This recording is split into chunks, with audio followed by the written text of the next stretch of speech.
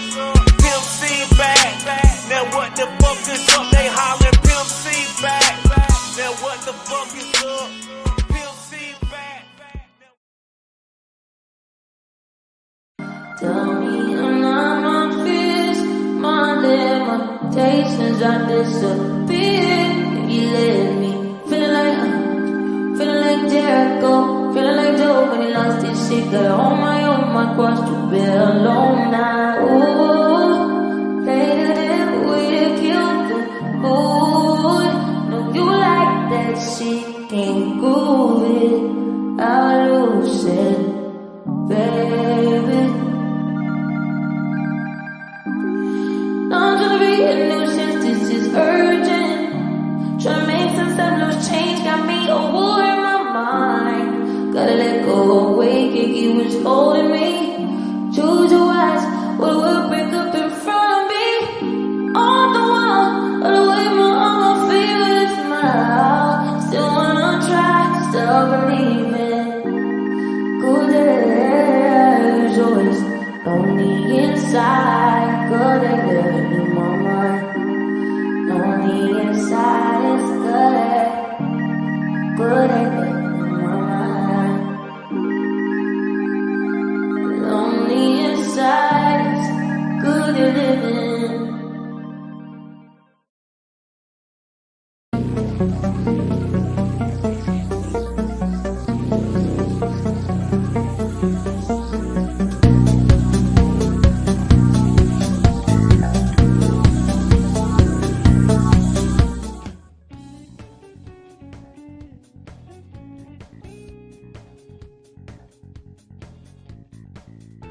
What's going on? Shout outs to everybody in the building. I am your gracious host, right back at the helm of today's show. What's going on, Royce J? Royce J in the building, man. What's going on, player? Shout outs to you. What's going on? Shout outs to JR in the building. Shout outs to Bronze Flat Power God in the building. Shout outs to everybody here. My bad, y'all. A lot of stuff was going on yesterday, man. A lot of stuff to talk about. We definitely gonna get into, thank you, Flat Power God. Y'all coming in righteous. Make sure you guys hit the like button and share the show. It's Player Talk Radio. I am your gracious host, DJ Kuda. Right back at the helm of today's show. Yeah, man. Little quick show for you guys today. You know what I'm saying? I got to study again for this test. I passed one part of this test. And I ain't gonna lie, I felt like 3 or 4 other parts. I didn't even fail, man. Man, fuck the education system nowadays, man. I got a 77 and they said I failed. It's like, oh, you got to get 80. I'm like, come on, man. We acting like niggas don't round no more. All right. But we doing well, man. Everything's going great, man. Hopefully you guys are enjoying. Hopefully you guys enjoyed your Tuesday. Hopefully you guys will enjoy today, which should be Wednesday for you guys. Wednesday for me. Hump day, man. Man, I hope you guys are paying attention to a lot of things going on these YouTube streets. Every sector is fucking goofy, compromised, full of new people and idiots, man. Just a lot of little nuances going on, man. Update on the Diddy case. Now they're trying to say a 9-year-old boy, like really, okay, is coming out the woodworks on Diddy. You got a couple of other people coming out the woodworks. They said that it's like it's 120 people out of nowhere. 120 people, yo. If you can believe it, I got a freak off mansion in Georgia. I wanna sell you. You know what I'm saying? So people are running with this whole narrative that the diddler is like this huge monster. I don't get it. I don't get how you can work that hard. But then again, R. Kelly was working hard too. So I don't know. You know what I'm saying? But everything is all speculation until y'all actually see, you know, what until y'all actually see what actually comes out. You know, there's some like little weird tapes that leaked onto YouTube, but it's like, bruh, like there's tapes of him. It's not even tapes of him. I mean, it might be tapes of him saying some weird shit, but okay. He's supposed to go to jail for being gay.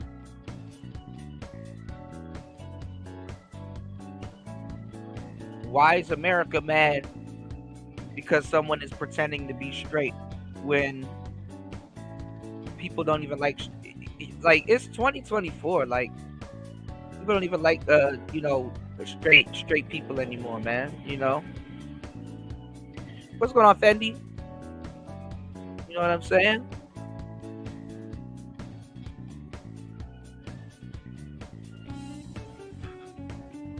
We don't even know if it's a Fendi fact, man. You said a clip of Wendy Williams getting nervous when Diddy said he's going to talk to her son backstage. He said after Wendy violated him on the show. I guess, man.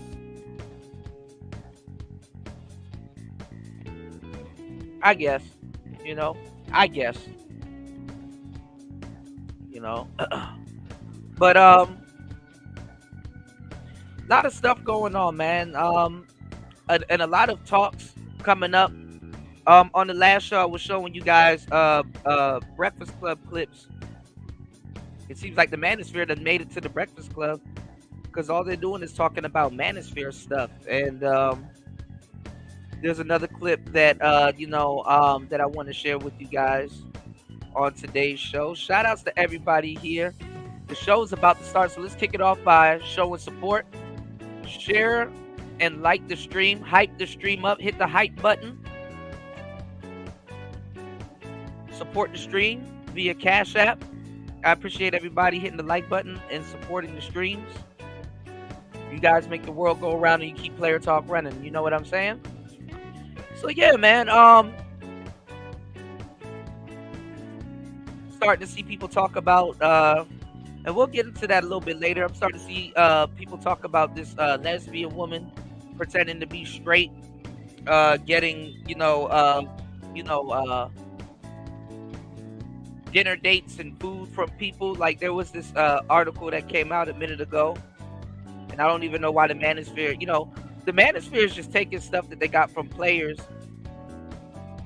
pickup artists, and because the original Manosphere were players, pickup artists, and dating coaches, and a couple of other people. It's just they started taking what players were saying, the all women, the Walt, a lot of player talking points and stuff, and a lot of the MGTOWs and a lot of the MRAs and a lot of the guys in the space, kind of, roped it into, a lot of the Manosphere stuff, which ultimately birthed the Manosphere to a certain degree. You know what I'm saying? The Manosphere comes from the game, the guys that were getting it. It just got overran by a lot of weak ass dudes and dudes that never got it or wasn't getting it like that. You know what I'm saying? What's going on, Red Arrow? Shout outs to you. So yeah, just a lot of little nuanced stuff. And on the last show, we were talking about the cuck class. Well, the cuck and the courtesan class. How a lot of black men are cuck, don't even realize it. And how you have the courtesan class. You know what I'm saying? You have a lot of women that are, that set out to be 304s. You know what I'm saying? And get paid from it. You know what I'm saying? It's been going on. It's just that now you got a lot of new people in the space that don't know what the hell's going on. Their mouth is full of our talking points. They don't know what they finna do about it. Running suspect streams. And then, you know what I'm saying? You got a lot of new people here that's just, trolling and just trying to, not even trying to make sense out of shit. Just people trying to fake have the conversation. The conversation, right? And then on the back end, you got a lot of fugazi stuff going on. You got a lot of people getting dry docks, people talking in these spaces now. All of a sudden, it's it's turned into a witch hunt. Black streams and mainstream hip hop streams are running with this whole narrative of, oh, this person gay, or oh, this person this, and oh, this person that. And the funny part is that you got a lot of gay people in these spaces worried about other gay shit. I've never seen black men obsessed with as much gay shit as I've seen within the past couple of years. You know what I'm saying? Now, why am I talking about all of this? Is because the whole Diddy case actually is pointing out a lot of this shit, a lot of this shenanigans. And it ain't even black people reporting on these cases. Other than myself, a handful of other black people. It's white people.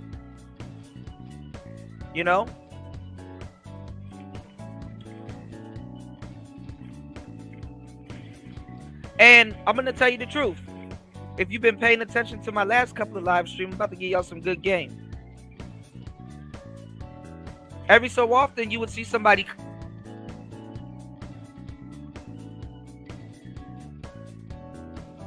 A lot of those accounts are white people.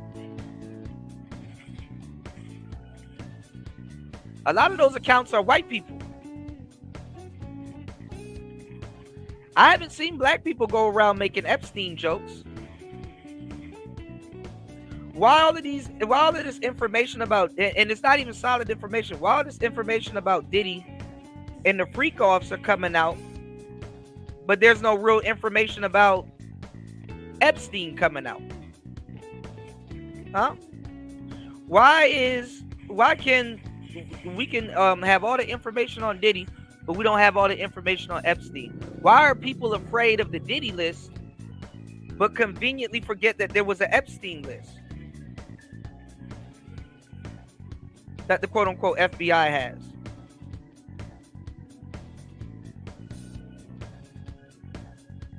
And why are they making it a big deal about Diddy?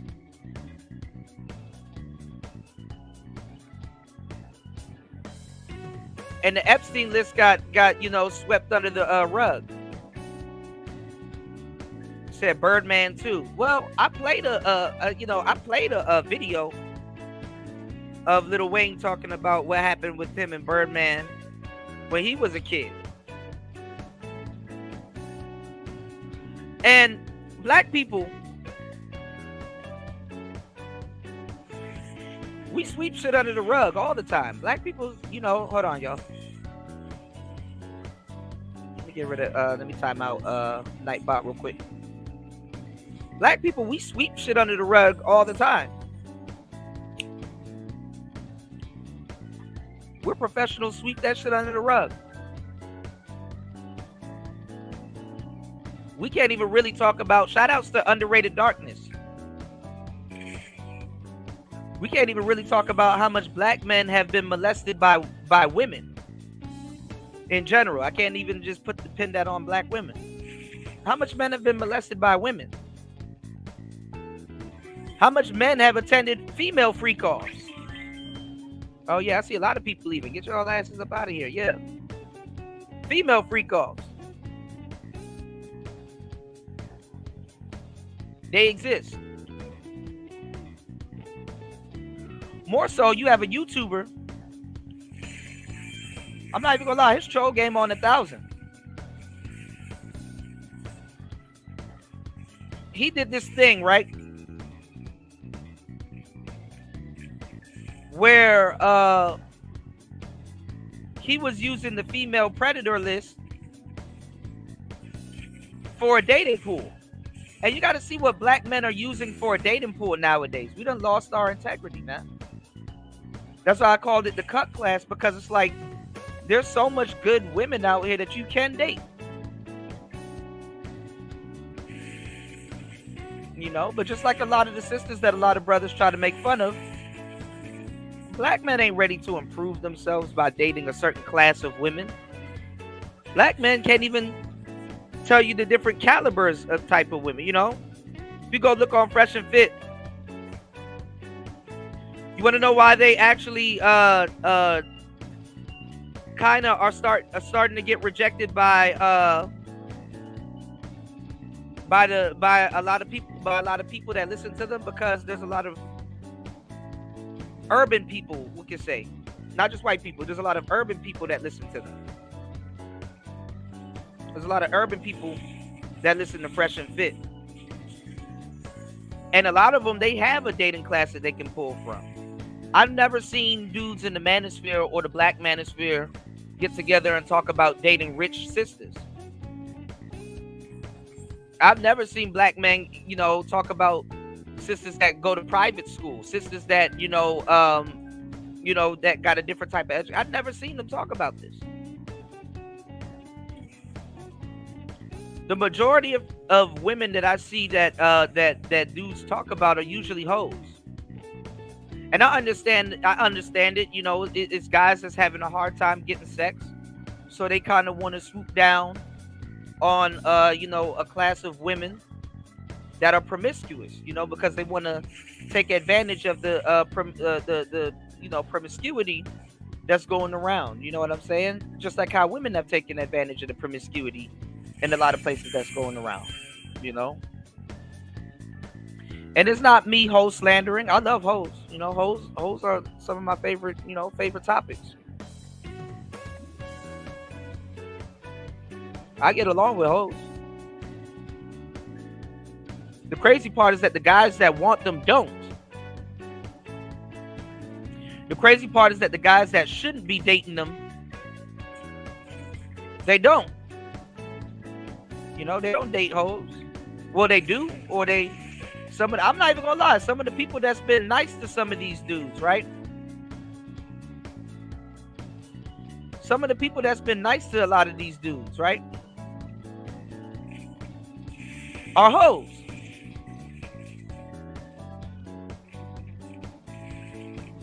And a lot of these dudes miss the signals, right? They miss the, they can't really read the room, and they miss the signals, and it's like, no, I'm being nice to you. I'm not hitting on you. I'm just being nice to you.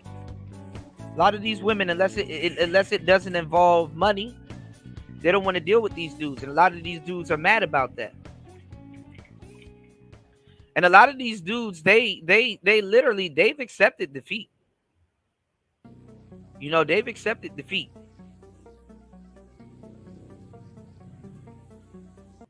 You dig what I'm saying?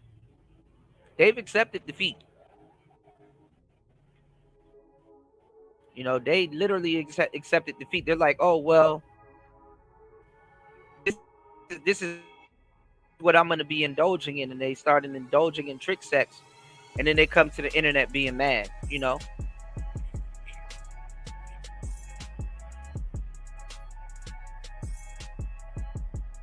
They start getting mad.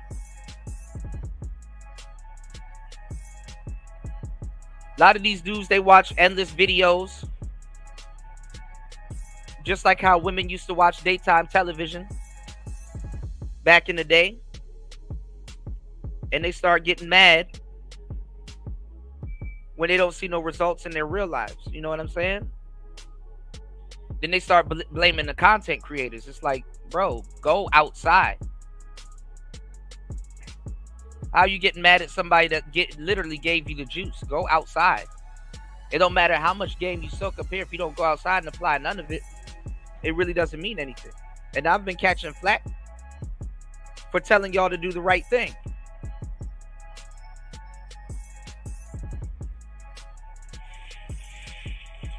Unnecessary smoke, you know? And if you look on the internet, it's a lot of these geeky dudes. It's a lot of these weirdo geeky dudes that nobody would listen to. And a lot of people, they don't like Myron. They don't like Fresh. But I'm going to tell y'all the truth. A lot of the geeky dudes are mad because nobody's listening to them. And It'll make you think that the hoes got it wrong. You know what I'm saying? It'll make you think that the hoes got it wrong. Even hoes know the value of not listening to weirdo niggas, man. These are the type of dudes that will chase any type of hoe that you get away. These are the type of dudes that if you bring any type of love interest or your girlfriend around them, your girlfriend will start to question your value. Your value. And one thing that we brought up on the last show, because a lot of these dudes are trying to be Pookie, and they're trying to get in on the Pookie economy by trying to openly date Pookie's woman. But you can't even teach a guy that doesn't have no game, doesn't have no standards, doesn't have nothing really going on. And these are dudes that got shit going on, allegedly. And in the manosphere for a long time, and what's happening in the new manosphere is that a lot of these guys, and we talked about it on the last show, and I'm going to go in on it. A lot of these guys, they are LARPing in these spaces as geeks. Absolutely. A lot of these guys in this space, they're live action role playing. They are trying to hide behind the geek moniker, and it's like, no, you're just a lazy, weird ass dude that women don't want to talk about. You are an AFC. You are an average, frustrated chump. You know? See, that's the thing about new. You know, old is gold. You know what I'm saying? G say old is an acronym for outliving dummies. Old is gold in a lot of cases, you know? When people make acronyms back in the day, they were on point and they were actually correct. They were accurate. They were on point, they were accurate, and they were correct.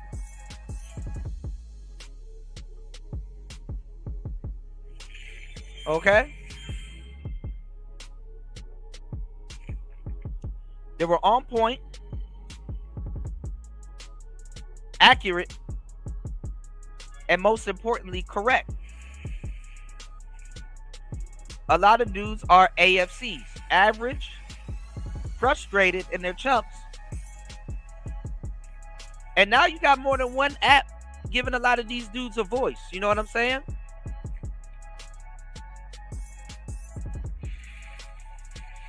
Giving a lot of these dudes a voice. And some of these dudes are bitter, man.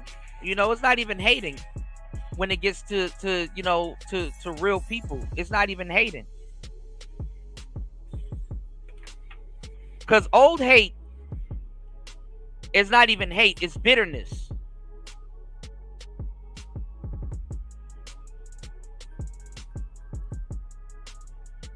It's bitterness.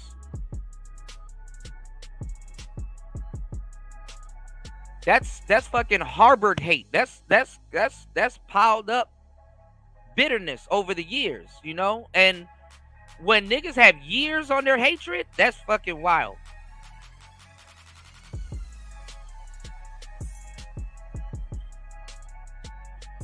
That's why we tell them to come up on the panels, talk about it. You can hear the years of hate in their voice.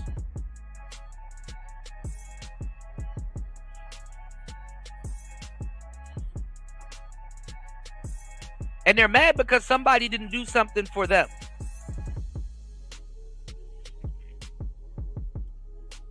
AMS didn't get me no women. And you notice they only really have smoke for the black dating coaches. Before he passed away, I told Alan Roger Curry, it's like it's always smoke for the black dating coaches. All the white dating coaches, they're rich.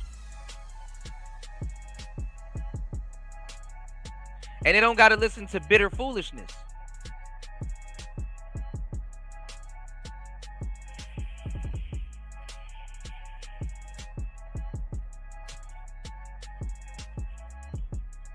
And the reason why I said that black dating coaches should get paid more than white dating coaches is because there's a lot of things that we got to put up with that other races don't have to put up with.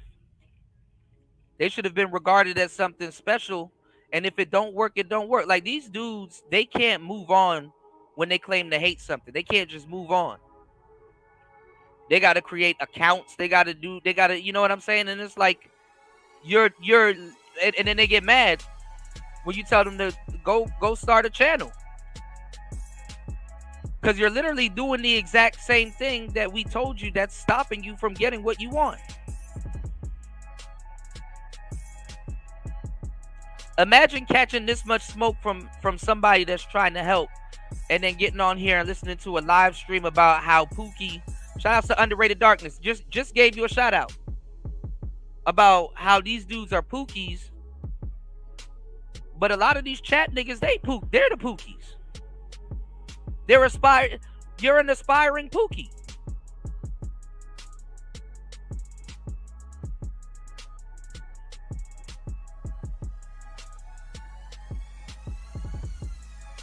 And you don't got to say it for people to understand that you believe it. You believe that Pookie has a better shot in the dating pool than you do. And I've listened to all of these niggas throughout the years. They're still listening to game niggas, quote unquote, and game panels and stuff like that. But if you had all the answers, then why isn't what you're talking about working? Why isn't what you're talking about working? And why, when some of y'all actually have the unmitigated gall to actually fire up a panel or fire up a show, nobody wants to hear you and what you have to say in pertinence to dating?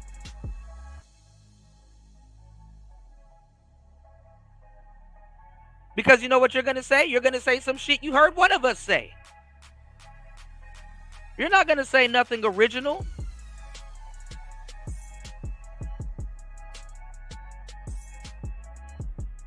Then you got a lot of new niggas coming in here hating on me. Wasn't even around for the third shift. Well, you wasn't even around for the third shift. But you got my vernacular that was created on the third shift in your lexicon.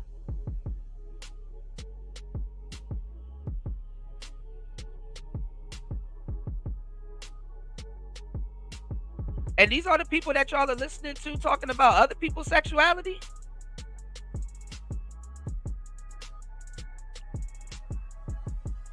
Okay. Then a lot of guys here are purple pilled. You have two types of men here. You got purple pilled dudes that are hopeless romantic. There's actually four. You have purple pill dudes that are actually hopeless romantics that ain't married. You got purple pill dudes that are married. And then you have red pill dudes that are married. And then you also have red pill dudes, you know, that aren't married.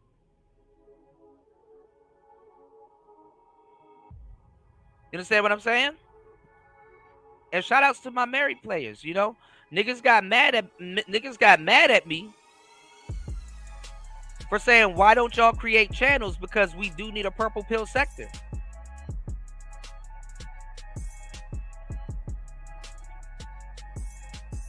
Because the most game you're going to get comes from a relationship. And being in a relationship. Niggas got mad at me about that. Niggas got mad at me about certain people that I told y'all are going to turn against you. Didn't believe me then. Now people turned against them.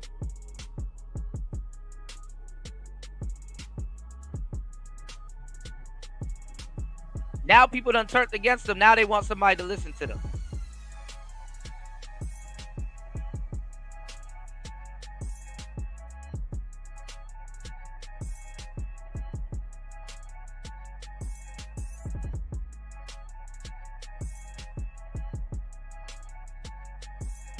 And then now it's some more of the same.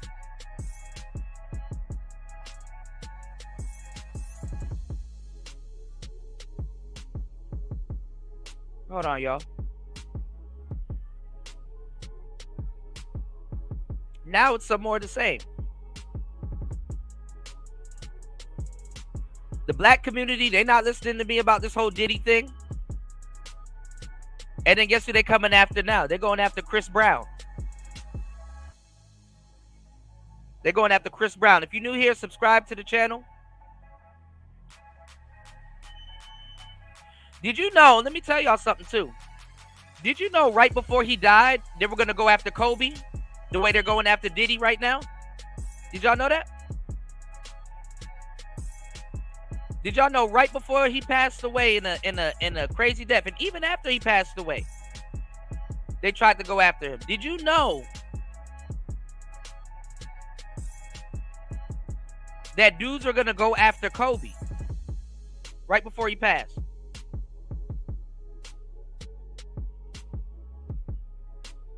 Did you know that?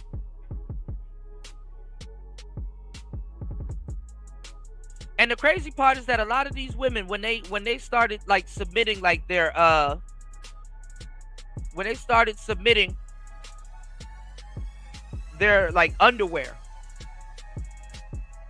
for a lot of the RCs that they were doing. RC is for rape kit, right? They found multiple other people's DNA and semen in a lot of these women's drawers. Did you know that?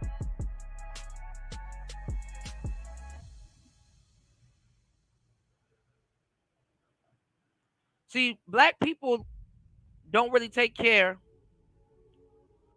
and support a lot of the people that's actually really looking out for them.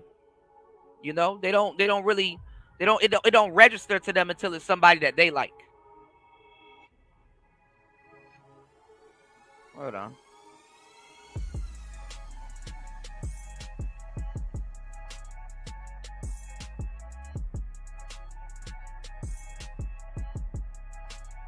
Do something real quick. We'll put a poll in the chat. I want y'all to answer this poll, okay?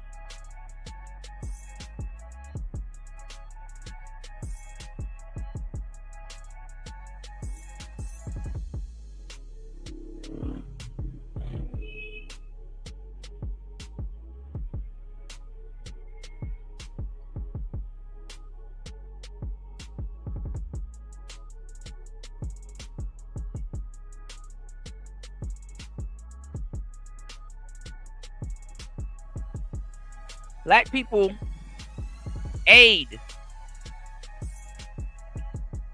in taking down the stars that we've built. We aid in that shit due to our hatred for each other. When there's enough to go around for everybody, all right? Now, after Diddy, I got a poll out. After Diddy, who's next? We got one vote for Jay-Z. Let's get the vote on. Y'all hit the subscribe button for the panel. Some of y'all are smart. Another person said Chris Brown. Give me 1 second, y'all.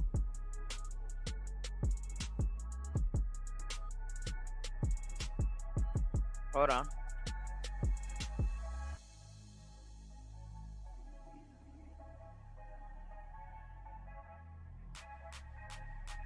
What's going on, cool man? Cool man? What upper? Hold on, y'all.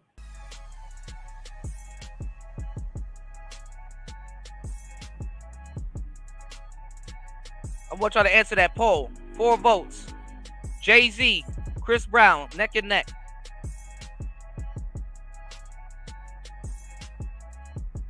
You said Chris Brown, you're absolutely correct.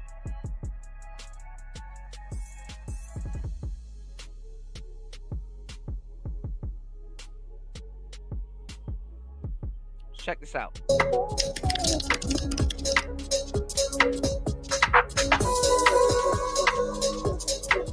My guys have done it again, introducing Coley AI. It's just as simple as you typing in something and the creation comes to life right before your. What up, Vader? Shout outs to my boy Vader in the building. Shout outs to my Wrench squad in the building. Wrench alumni in the building. Shout outs to my foundational YouTubians. Shout outs to the foundational YouTubians in the building. Let's get it. Eyes and look. It's available to you right now. Click the link at the top line of the description box right now. This is the most amazing app ever. Y'all support Try the it show, now. y'all. Out for the greatest rapper. Yeah, we're gonna start with the Chris Brown, man. There's a documentary about Chris Brown that's due to air October. Now, there was a documentary that I showed y'all, and I got flagged for it for playing it, about how Chris Brown is another fall guy.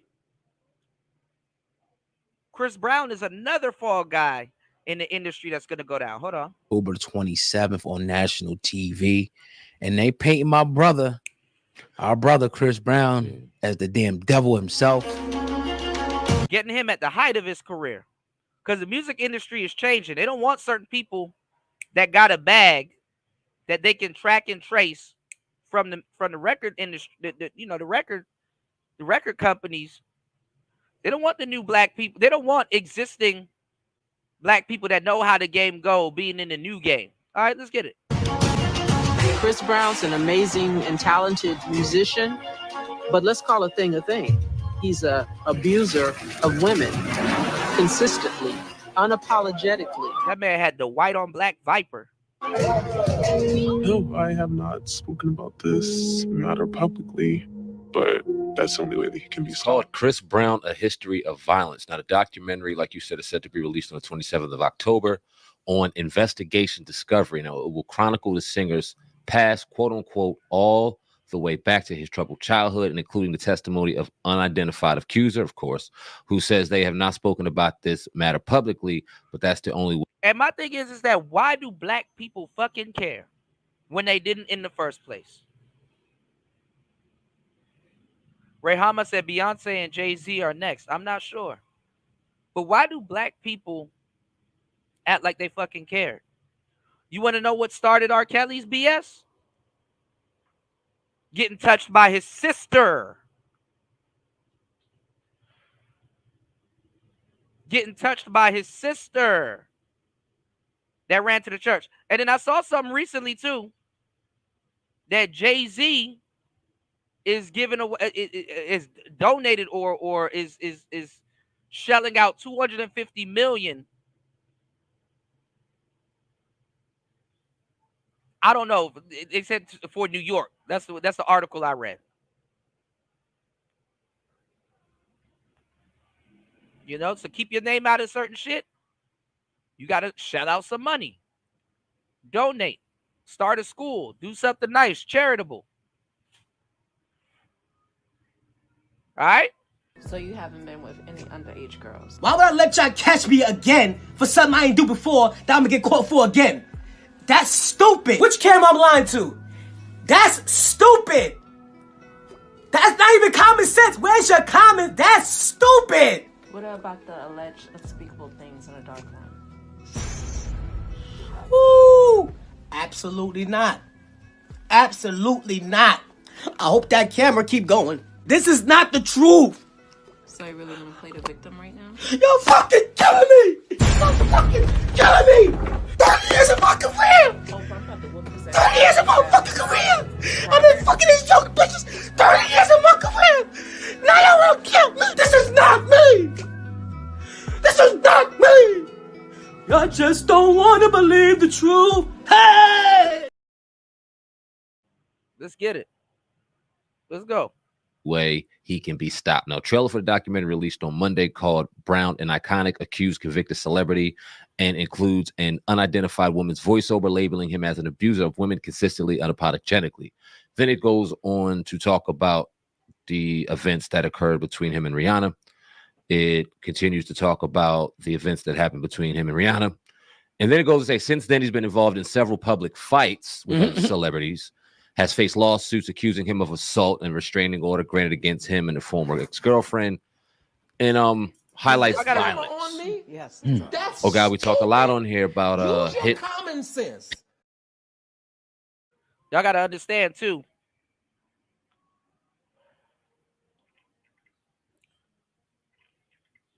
It's West Coast politics also. Remember, Chris Brown is in LA. Chris Brown is in LA. So where you think? Never mind, man. I'm not even gonna get into that just yet. Pieces and things like that. People call us crazy, and I can't speak for you. Right. No. I think we're about to go by that damn road again on this is nothing more than a hit piece. But what's your thoughts on it? Yeah. And it's like the pretext, it's like the setup for the takedown eventually, in my opinion. Because remember, man, the media is so freaking powerful, man. And if you don't understand the power of the media, it's really not even the media. It's really them giving you false information. Niggas are gonna look into it because it's wintertime now. Now they gotta act like they wasn't with the freak off, so they wasn't doing certain things that they're doing right now, mind you. I'm telling y'all, wait until they start going after Future. Wait till they start going after all of these people. Which one is it going to be for you before you realize, hey, man, Kuda was right. Kuda was right. Again, black people, listen to what I'm telling y'all and support the channel. Support the channel via PayPal or Cash App. Listen to what I'm telling y'all. Is it justice or is it just us? Is it justice or is it just us? Yeah, you just don't understand anything. I mean, they literally can have somebody looking like a devil and another person looking like a saint, and it could be vice versa. Like they could have me and you. If they put us across national TV right now and said we killed somebody, it'll be a manhunt for us.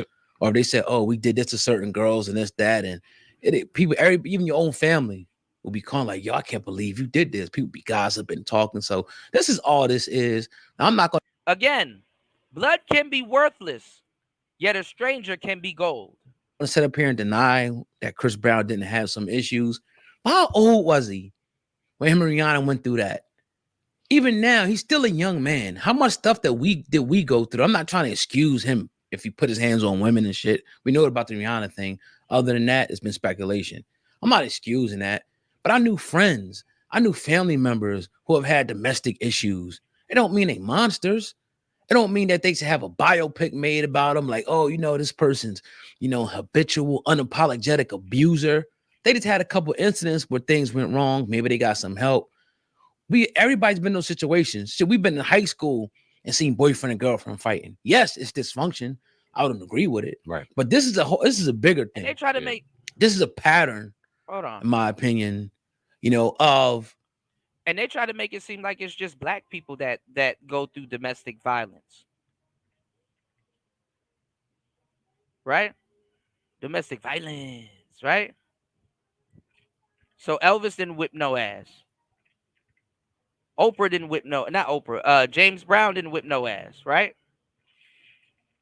James Brown ain't never whipped no ass. Oh, let me start naming white people. Billy Idol didn't whip no ass. Billy Ray Cyrus, he didn't whip no ass. Who y'all like? Garth Brooks, he didn't whip no ass. Hugh Hefner didn't whip no ass.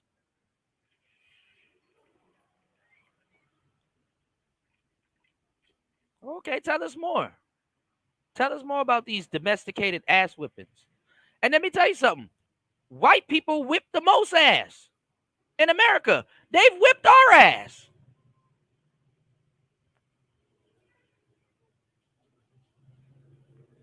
And that's not me telling us, trying to turn this into a race thing.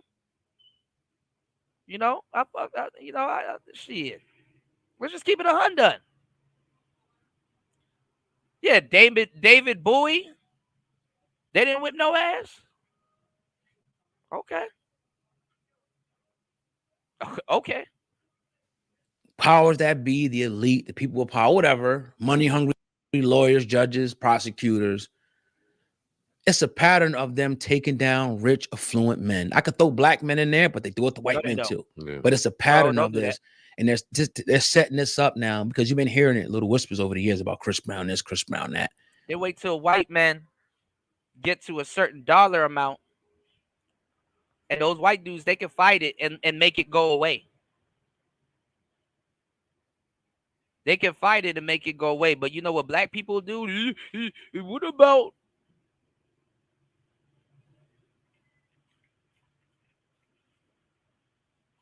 And these are people that y'all grew up with. These are people that served y'all. Damn near gave y'all a lot of y'all personalities. How I know? I'm a DJ. I'm a DJ. We know things like this. A lot of y'all ain't get a lot of these people really helped a lot of niggas, to tell you the truth.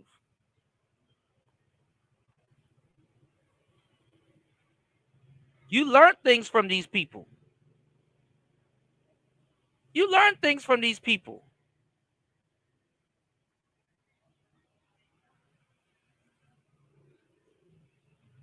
You learn things from these people.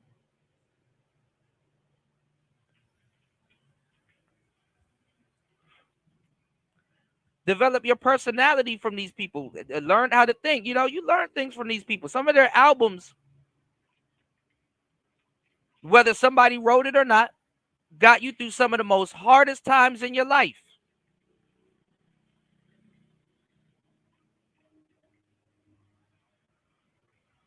You did? People be like, yo, cool, do you still listen to R. Kelly? Damn straight, I still listen to R. Kelly. I separate the artist from the music. Absolutely. Shout outs to Insane One. Starting the show off right on the first hour, dropping the huge $15 on the Cash App. Thank you for supporting the show. Let's keep the support going. Shout outs to Insane One. I got you, bro. If Jesus can't save these hoes, why are you trying? What make you think you greater than Jesus, nigga? If Jesus can't save these hoes, why are you trying? Why are you trying, nigga? If Jesus can't save these hoes, why are you trying? Why are you trying? What make you think you greater than Jesus, nigga? What make you think you greater than Jesus? What make you think you greater than Jesus, nigga?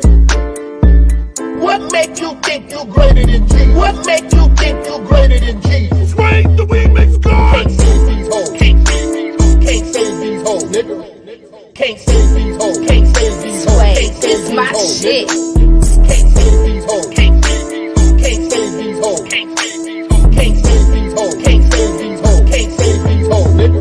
If Jesus can't save these hoes, why are you trying? Why are you trying? If Jesus can't save these hoes, why are you trying? Why are you trying? What make you think you greater than Jesus, nigga? What make you think? Shout outs to Insane One dropping the huge $15 on the Cash App. Yeah, let's keep the support going, man. You go listen to these channels right now, they ain't even speaking up for black men. They ain't even speaking. I want to have the conversation. How about you speak up for black men, though? How about you speak up for black men? Shout out to the Insane One, man. You have to have had endless freak offs. Nothing wrong here. And you know what they do? See, this is why a lot of black. I'm about to give y'all some gems. Shout outs to Insane One. Just because Insane One supported the show, I'm about to drop a huge gem on y'all. Keep supporting the show for these gems. I'm about to drop a huge gem on y'all. Let me tell y'all something real quick. Let me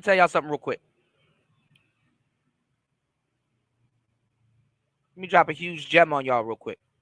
Because I can drop gems at will. Let me tell y'all something real quick.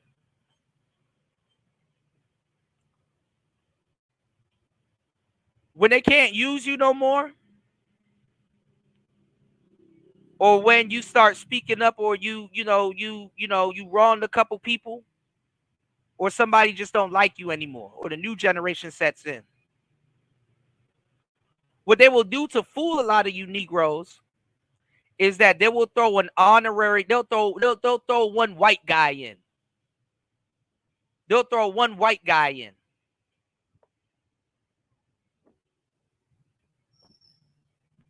They will throw one white guy in. Oh, but cool, the white guys, they're guilty too, but they will throw an honorary white guy in that you don't know. Some guy that's behind the scenes or that used to be on Front Street, they'll get rid of him. It's called the cost of doing business, right? So I like to use this analogy. Let's say me and you, right? Shout outs to Flat Power God. Let's say me and Flat Power God, we got together, right? And we pulled our money together because we made some money, right? And we like, hey, we want to open up an ice cream shop in Atlanta. And due to the nature of what we're going to be selling, ice cream, we're going to lose. We're going to lose ice cream, right? Because guess what? The milk might be spoiled. They might have sent us a bad batch, or this tub of ice cream probably melted in transit and stuff like that. That's how they fooled a lot of black people. Even Grant Cardone was talking about it, right? Now, put a pin in that right there. We multi-threading. Listen to what I'm telling you. It's the cost of doing business because of this. A lot of you niggas, right? When y'all go outside, you will see white homeless people also going through it. And you'll actually feel sorrier for them than for another black man. Why is that? Why is that? Because you know that they have something that they could take advantage of that they probably don't. You know?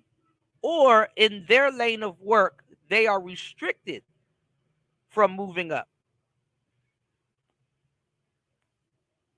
It's the matrix. It's a simulation. It's to fool you.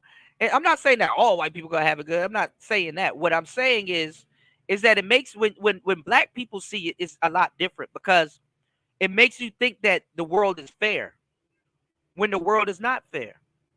I'm seeing. Have y'all been seeing all of these? Have y'all been seeing all of these campaigns recently? I'm seeing all these campaigns.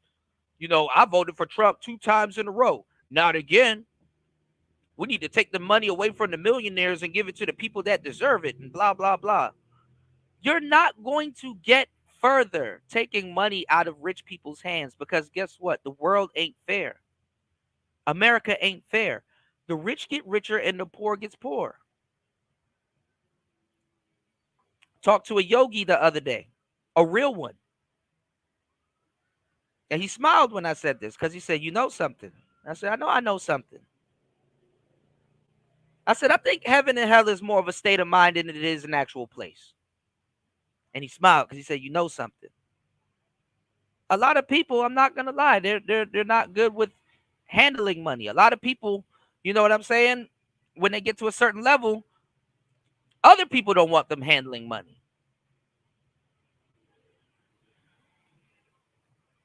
And what's something that people say in the business world all the time? It's not personal, it's business.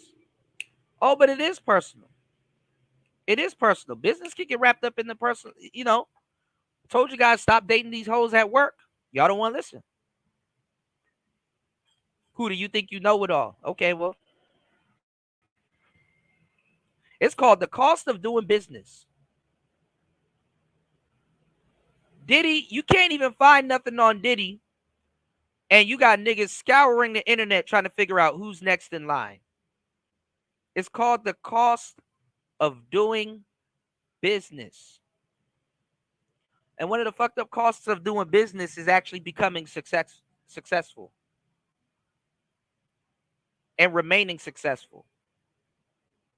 People like to see boxers like Ali, not like Floyd Mayweather.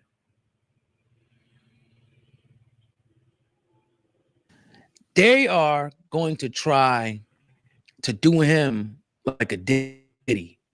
And I'm not saying it's two separate things, obviously, but it's the setup. So just wait a few years down the road, he keeps making money. And they don't like that because guess what? You know what Chris Brown can do? He can have meet and greets and make $1,000 to $2,000 a pop just to get a picture taken of him. And I don't think his record label does that. Y'all been seeing it. He been doing these meet and greets and getting $1,000 a pop.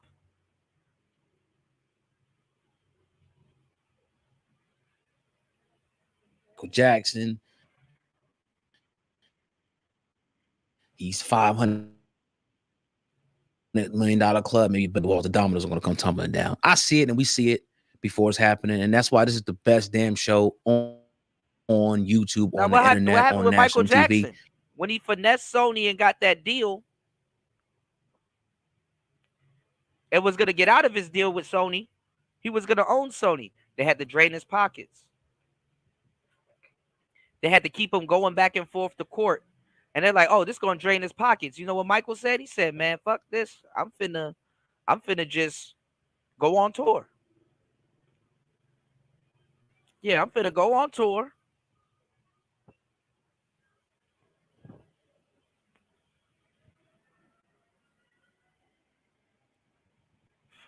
Pay all of these lawyer fees off. Keep all my shit.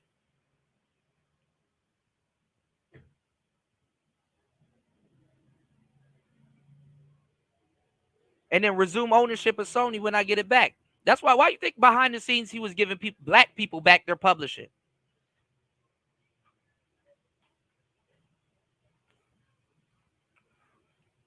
Racism is covert, man. And anytime you have anybody speaking about it overtly, it's taboo. You're going to seem fucked up. You're going to seem socially fucked up. You're going to seem bad. All kinds of shit going to happen. So that's why I said they try to throw in a certain amount of people. When Alex Jones was talking about racism, they had to get him up off of YouTube. The truth can't be mass distributed like that. So why you think they threw Alex Jones under the bus? Then they threw a Farrakhan in. Then they threw Imus, Bill O'Reilly. They threw all these people under the bus. Because hell no, you're not going to be talking to people and be gaining more viewership than radio and television put together, and you're telling them about what we got going on just because you got mad about it. Hell no. Hell no, you ain't going to do that. Man, push the button. Push the goddamn button. Because we giving it to you real. What frustrates me, oh God, about this situation is Chris Brown don't bother nobody. Right. He ain't in the meet. He may beef with the occasional dude here, there. Okay, that's the he did not make the most mature decisions when it thinks he does as far as by rating or doing nothing crazy. He ain't on interviews running his mouth. He ain't got no podcast running his mouth. He shows take advantage does while what he he's do, not does bothering what he people does. and not doing nothing, because people see that he doesn't bother people. They're gonna be like, oh, so while he was not talking and doing nothing and throwing those parties and stuff like that, he was doing stuff to women.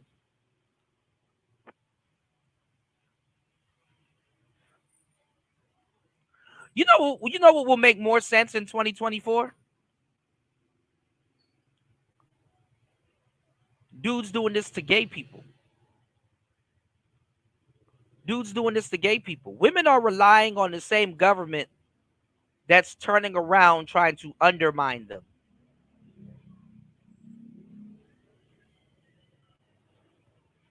Turning around trying to undermine them and their daughters. Stay woke.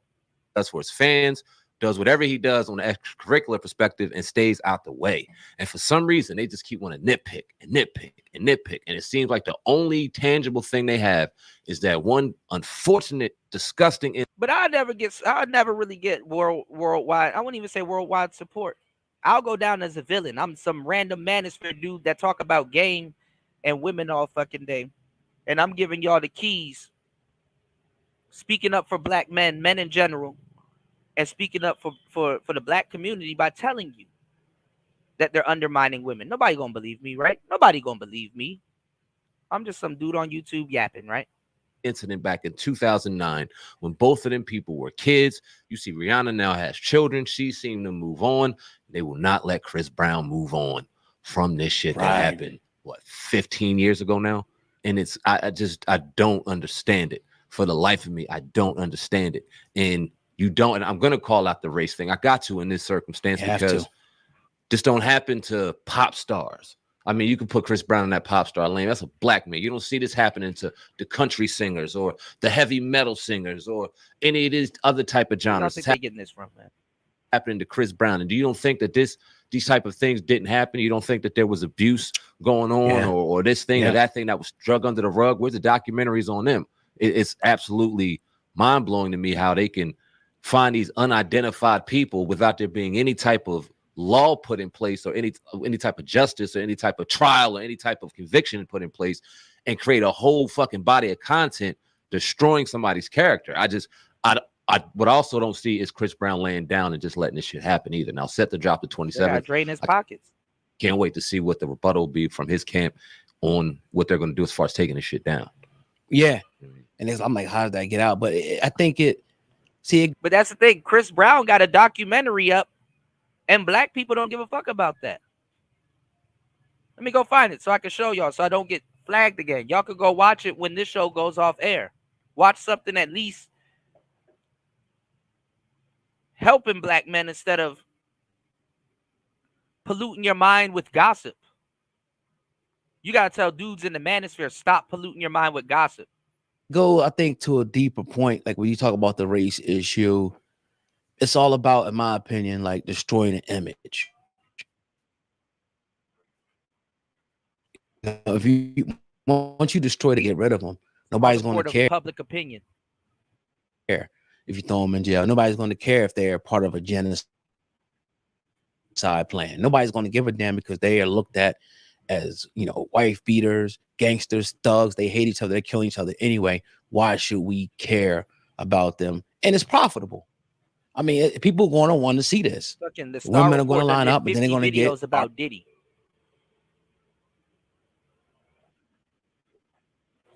Are people to turn on Chris Brown, and it's almost like, the perfect storm that they want to create, because they understood, and even before Nazi Germany, they understood, how powerful the media could be and would be if they started, putting out different images, even of Jewish people and putting them in a certain light and showing them, as undesirables and this and that and, illiterate, whatever the case may be. Yeah. And they've done, the same formula has been done and still being done here, because these are the grandchildren and great-great-grandchildren of the people that were racist, that founded this country, and the people, that were here controlling these institutions and things like that. The bloodline is there. And I'm not saying that people are necessarily born like that, but they taught, nah, we don't really rock with this, and we're going to do this. And it passes down. So I see it, man. And we keep seeing it over and over. I'm not going to deny it anymore. This is a systematic attack on black men. Now, again, he made a few mistakes in his life. We all did. But does he deserve to be demonized with a documentary? I don't think so. Is Chris Brown a dog? Probably. I mean, hey, shit. You know what I'm saying? Yeah. Probably a dog. Probably has slept with women one day and told him to get out there. Probably thousands of them. Yeah. Is he a womanizer? What I mean by that is he sleeping with a woman one day and then sleeping with another woman and telling them? Probably. Not illegal. All right, now, y'all subscribe before y'all hit that poll. 65% says Jay-Z is next. Damn, it dropped. 15 says Chris Brown is next. And another 15 said Drake is next. Okay. 20 votes. All right, let's get it. Y'all hit the like button, y'all. Support the show. Let's get it. Hold on. None of it's illegal. Right. And none of it's abuse. So let's get out the way of, and this is what it seems like, a woman in that situation was amongst one of the 50, 60 in the room. Now, it's easy to say Chris Brown abused somebody because guess what? If you did it to Rihanna, black people for you. And she happened to be one of the 10 that might have slept with Chris Brown that night. And she might have been one of the 5 he told to get out. and that's one of the ones identified that's now saying he sexually assaulted her. Because yeah, he can be proven that he slept with her, but did he assault? And but why? My thing is, why the hell are you hiding behind a voice? Because it's bullshit. Yeah, and show your face. I mean, let us know who you are so we can go through your past and see what you about. Maybe you got a lot of frivolous lawsuits. Maybe you a hoe. Maybe you a group. Who knows? But you got the right to hide behind, a voiceover machine and a black screen and demonize this man. We don't know who you are. I don't respect it. And I don't believe it. Now, if you went to the police with text messages, apologies of what he did, you went to the hospital days after, whatever the case may be, and you were standing on that, even if you didn't want to identify yourself, we had evidence that you went to and I'm not even gonna lie, these apology texts, fellas. You ever thrown a party or been to a party and some girl got drunk and you called an Uber or something like that and you sent her ass home and you like, hey, look, my bad. We were taking a bunch of shots and stuff like that. I hope you good. We didn't know you were going to get drunk. We didn't know you were going to jump off the fucking balcony or the fucking counter or whatever and whatever.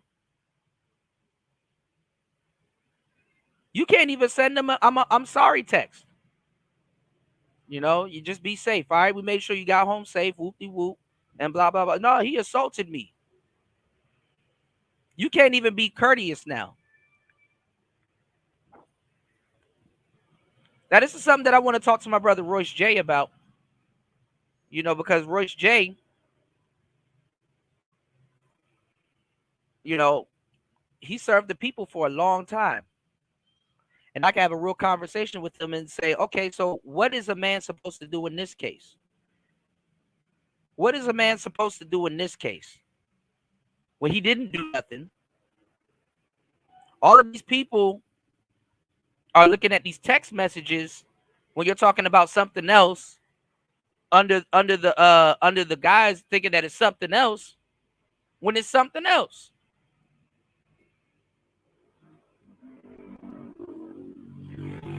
Like this last girl that came out about Diddy. She said that she was doing ketamine and said that she was drugged. A lot of these uneducated niggas don't know shit about ketamine. You will K-hole yourself. You will K-hole yourself. Then you were drinking too on top of that and doing ketamine. So this, no, nobody drugged you. You were taking ketamine. You K-holed yourself. And that's what happened. Anyway. Authority. Because if you fear whatever, that's totally different than you having this documentary put out. Now you want to be protected behind the veil of this. That's bullshit, dog. Yeah, I can't believe this. They letting this. The network obviously has an agenda. I think it's like abuse month or something like that for the network. Oh, really? This kind of stuff. So they're obviously steering the narrative. And what better name to put up there to grab views than a Chris Brown, because he had this one incident that we all know about that he will never live down. I hope that team goes ahead and tries to do whatever they can to get that shit out the way and get it down. Now, if he's ever found guilty or convicted or evidence proving that he did anything otherwise, it's a different conversation. But he hasn't been, and this is straight up hit shit for me. Yeah, we really got to learn to start sticking together through everything, like a family should. Like, you might know your family member. Now, who the fuck been saying this for years? Hey, bro, I know he not innocent, but black people don't fall for the banana in the tailpipe. Black people falling for this shit all the time.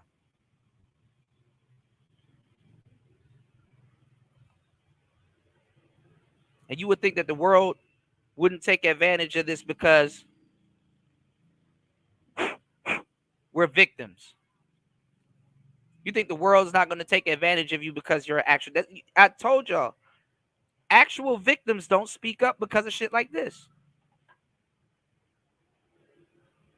Why would they? They ain't about to get no help. They just about to get, ooh, look, you can get some money.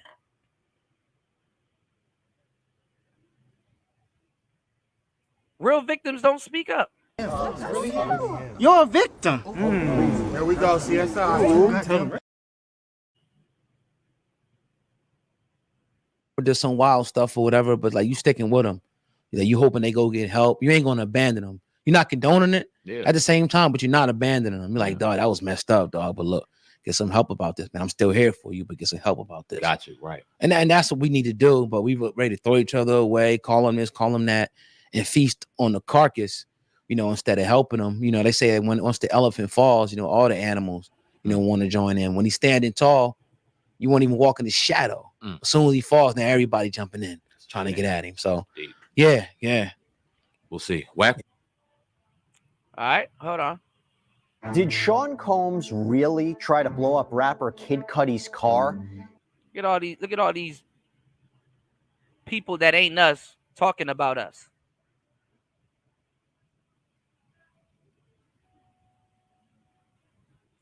Yeah, that's true, Jamie. That's true, Jamie. That's true. So look at this, y'all. Look at this. Girl, it looks like Diddy's RICO charges aren't the only things that Jay-Z needs to be worried about, because Chris Brown just exposed him in the wildest way that you can ever imagine. Over the past couple of years, there have been multiple. So if they try to go after Jay, Jay can say, look, I'll donate this amount of money to New York, and I fucks with Jay, and I'll give you Chris Brown. Never know.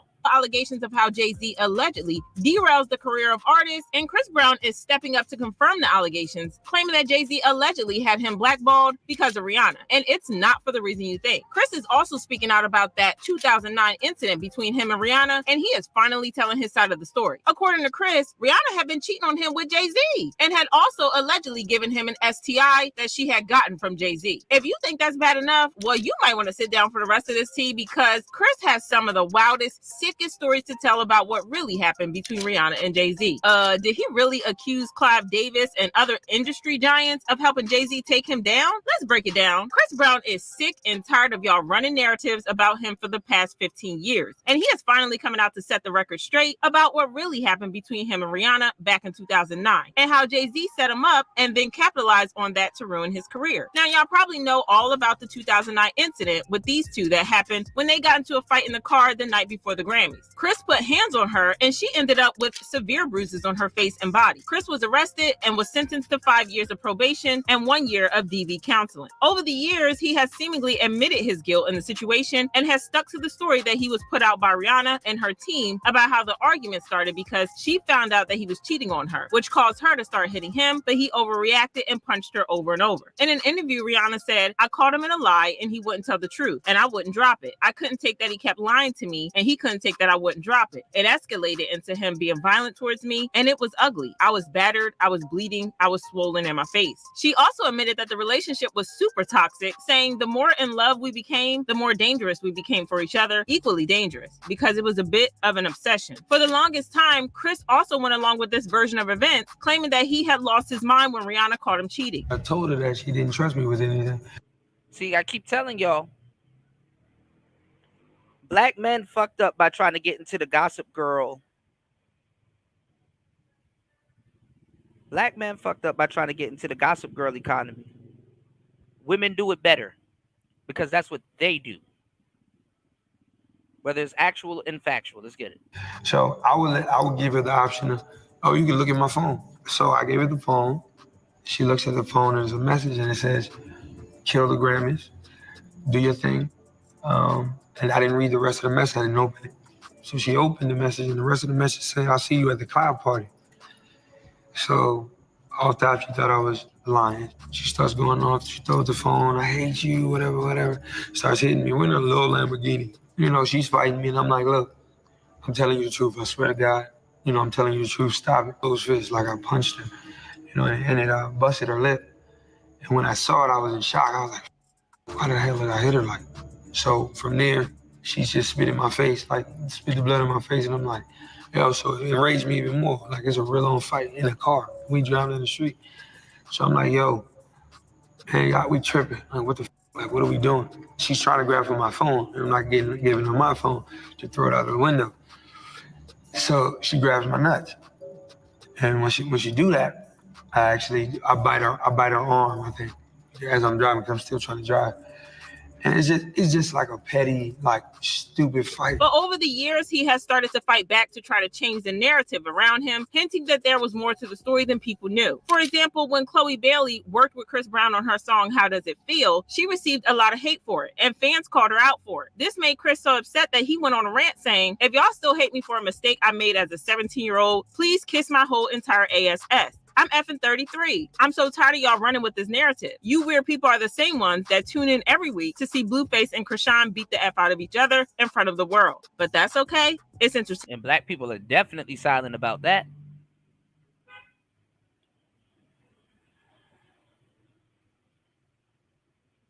And let me tell you something, because this happens to me all the time.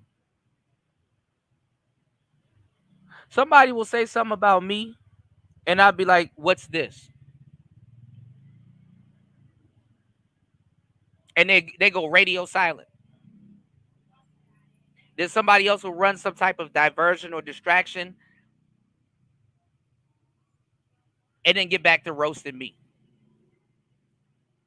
about some shit I didn't say or didn't do.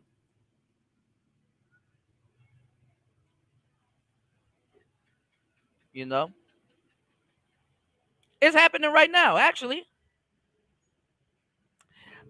There's a video that I have of a certain individual that I had beef with, and I didn't have no beef with it. Actually, I stay on my channel. Y'all know I stay on my channel. Y'all hit the subscribe button before y'all hit that poll. I stay on my channel, and I don't bother nobody. I don't go after nobody. I don't bother nobody. I'm not somewhere talking greasy about somebody. It's usually somebody that starts some shit. It's like people can say what they want to say to me, and then when I respond, it's a problem. Or if I don't let them openly bully me or misconstrue some shit, I say, "Oh, it's a problem. Oh, Kuda. Oh, Kuda. Oh, you went too far, Kuda."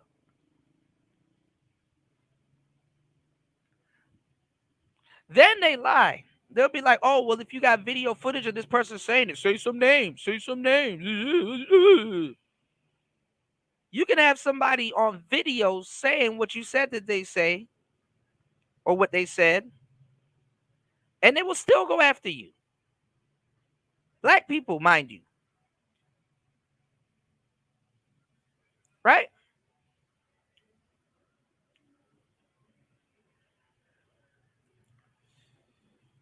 Happened to me recently. Happens to me all the time. I got video footage of this dude that wanted to talk crazy about me, started this whole kerfuffle. I don't care because he's irrelevant, but he has to do things because he runs out of content to stay relevant, right? I got video of a dude that's a daughter dad, by the way, talking about how to get women to do ATM.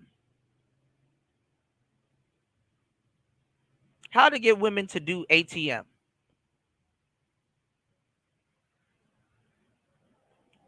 Niggas worried about me and my quote unquote dead channel, but he was on the internet telling dudes how to get ATM. Put y'all thinking caps on what you think ATM could be. It's a sexual thing. I get called Demi. I get called all of these different things. These are the same people right now doing endless videos on Diddy and calling him a monster. But they got videos on YouTube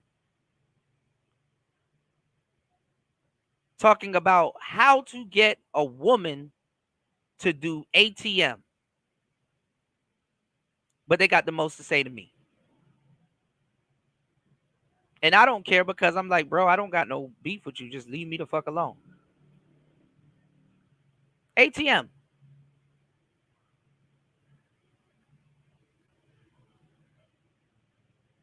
And it don't matter if I show the video or not. Wanna know why? Because if niggas like that person and it's a popularity contest is gonna be the end of niggas, man. If it's a popularity contest, They're gonna choose the popular person every single time. They're gonna disregard their common sense. They'll be dead wrong. That's why a lot of niggas resort to having troll accounts. I wasn't wrong. The troll was wrong.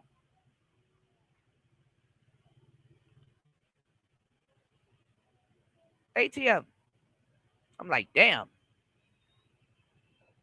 Now I'm in the middle. Niggas sending me the video. I'm like, damn. Now I'm in the middle. And it's like, damn, this the guy that was talking about Diddy? Damn, this the guy that be worried about me and doing all these live streams about me, but you're on here telling dudes how to get ass to mouth? Get women to do ass to mouth?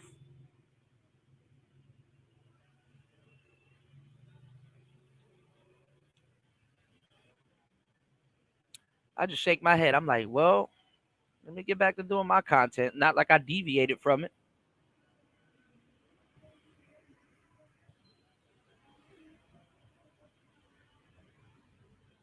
Don't say shit to me. I shouldn't even have to talk about it.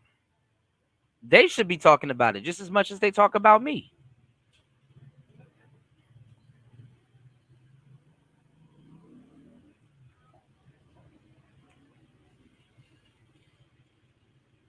I should be petty and just play it right now. Y'all put a 1 in the chat if y'all want me to play it. Actually, hit the Cash App if y'all want me to play it. I'll play it. It's on YouTube. I'll play it. I'll be a little messy. Since y'all won't be messy, I'll be a little messy. I'll play it. All right, let's go. All y'all can suck my D disrespectfully. He continued, where are the cancel culture with these white artists that dates young women, beat the F out of their wives, giving women AIDS? Oh, that's right. They are your buddies. No more fake love for me. Stay out my way or get ran over. Simple as that. None of you, and I mean none of you guys, can F with me. This last part is interesting because, as it turns out, he was throwing some shade at a very specific somebody who has been alleged to have been intimate with many young women in the industry and is married to a woman who is way younger than he is. In case y'all haven't figured it out, he was referring to Jay-Z. For one, Jay-Z is 12 years older than Beyonce, and even though he insists that she was 18 or 19 when they started dating, that didn't really add up. In a 2007 interview with Charlie Rose, Jay-Z mentioned meeting Beyonce 10 years ago, placing their first encounter in 1997. Now, we do the math, Beyonce would have been just 16 years old at the time. Child, dependent on the exact timing, she could have even been 15 while he was in his late 20s. But apart from Beyonce, there are also allegations that he was intimate with Lil' Kim when she was 15. And again, he was in his 20s. So when Chris was talking about men who sleep with younger women, he was allegedly referring to Jay-Z. The really interesting part is when he talked about those men giving women STDs. Because from the story that Chris is now telling, Jay-Z allegedly had an affair with Rihanna while she was dating Chris. Not only that, but he allegedly gave Rihanna herpes, which she gave Chris. According to him, he found out on the night of the fight that she was cheating on him with Jay-Z and also about the herpes. And that's the real reason that he lost his mind and put his hands on her. This is an interesting development, especially because there have been rumors for a long time that Jay-Z and Rihanna were involved in one way or another. The rumors were everywhere in the late 2000s and early 2010s, but Rihanna always denied that she was intimately involved with Jay-Z, saying that it was all about the music. Her publicist at the time even took responsibility for spreading the fake news, claiming as he did it as a way to push Rihanna's career. He said, the PR stunt that I did was out of desperation to help break Pond the Replay. He wrote, it was reckless and I didn't think it was going to work. I was just throwing spaghetti at the wall to see what would stick. I didn't think it would be this big story, but now knowing that people are profiting from speculations and opinions about What's going on, Andre? We can watch the debate. We'll get into that. Really turns my stomach. I'm ashamed that I'm even talking about this. I just want to put this rumor to rest once and for all. But Chris is now claiming that this is all BS because it's nothing but a cover-up because both Jay-Z and Rihanna were going over and beyond to kill the rumors of an affair because of how bad it would be for them. Even worse, Chris is also claiming that Jay-Z allegedly forced him to go ahead with the narrative that they spread of how he was the one cheating on Rihanna, even though she was the one cheating on him. Allegedly, Jay-Z didn't want the public to know that Rihanna had allegedly been stepping out on Chris because it would have led to fans to wonder who she had been cheating with, and that would have led straight back to Jay-Z, and he didn't want that to happen. Child, this is a lot to unpack, and I'm not gonna lie, it sounds honestly, in the industry, her pies, right? Her pies that's like a rite of passage in the industry. And the what you call it, in the music industry, it's not even it's a rite of passage in the music industry. It's not even a taboo thing. Actually, you clicked in once you have her pies. Shout outs to my bro Raven. Me and Raven, we talk about the another industry, right? With artists, with actresses and other people, right? And guess what else is a rite of passage being in the industry? In the corn industry, right? Her pies. Her pies is a rite of passage in honestly in the top industry. Her pies.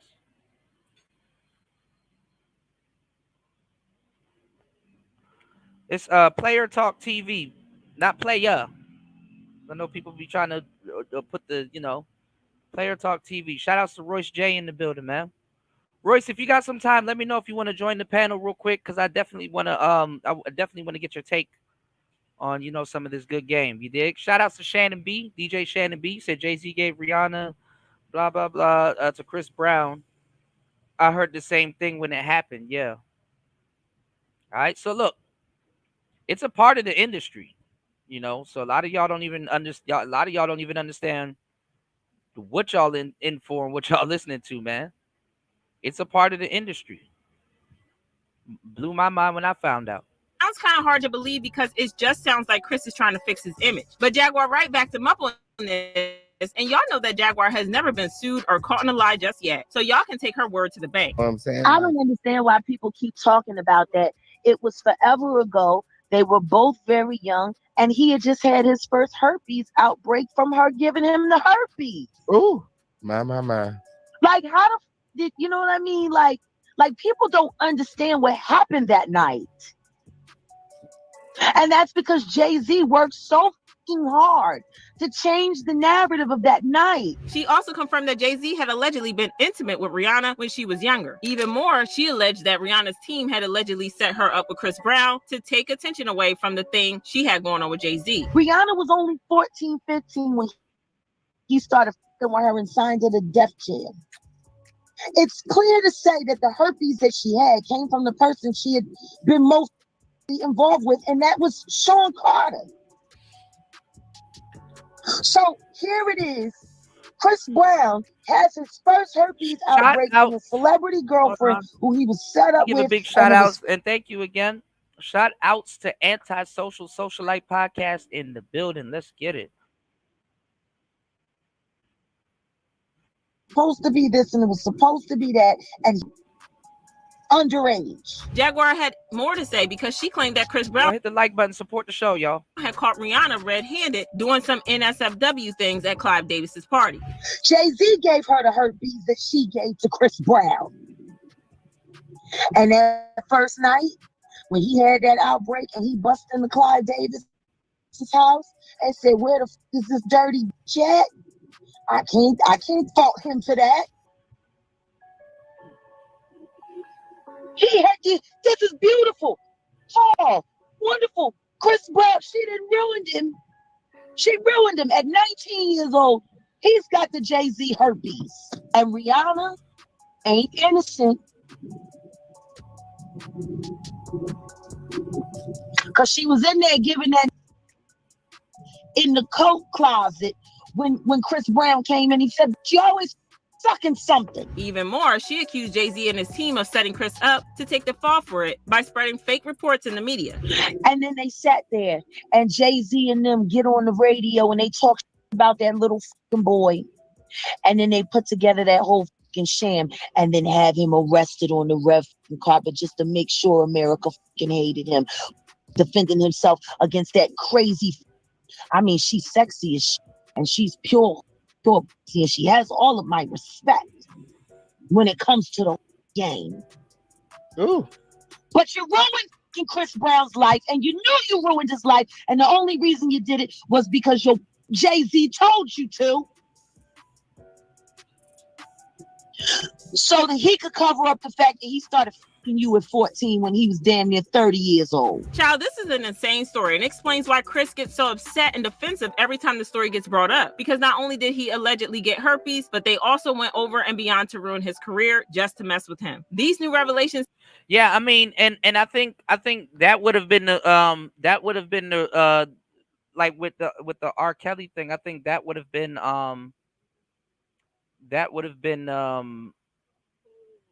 I guess that's why when they did a RICO on R. Kelly, the reason why R. Kelly, it was the only one that went down, and they didn't go after the security or the families or everybody else that was in the R. Kelly freak offs, is because the family would have said that, well, we gave consent to R. Kelly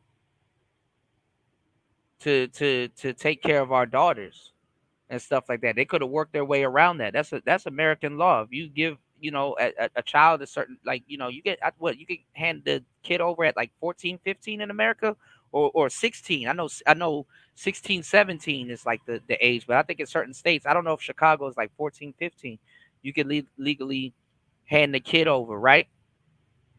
If you go look at R. Kelly and the marriage document that he had with Aaliyah, her uncle signed it.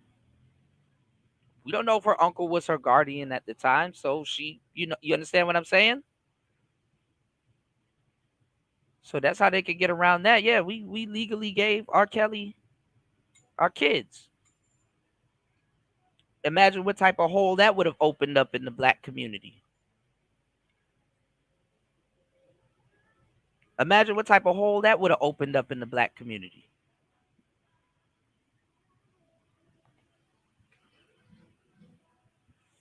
Okay? But black people will see and hear stuff and conveniently sweep it under the rug. But worried about me and my little channel, giving niggas the game. They're worried about Kuda and his little channel, giving niggas the game.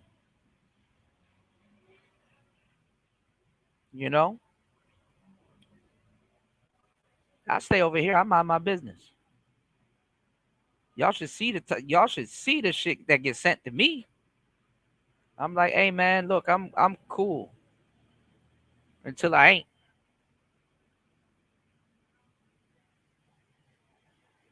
Let me send myself something real quick. Somebody support the show. I'll show y'all something. Y'all want to see something?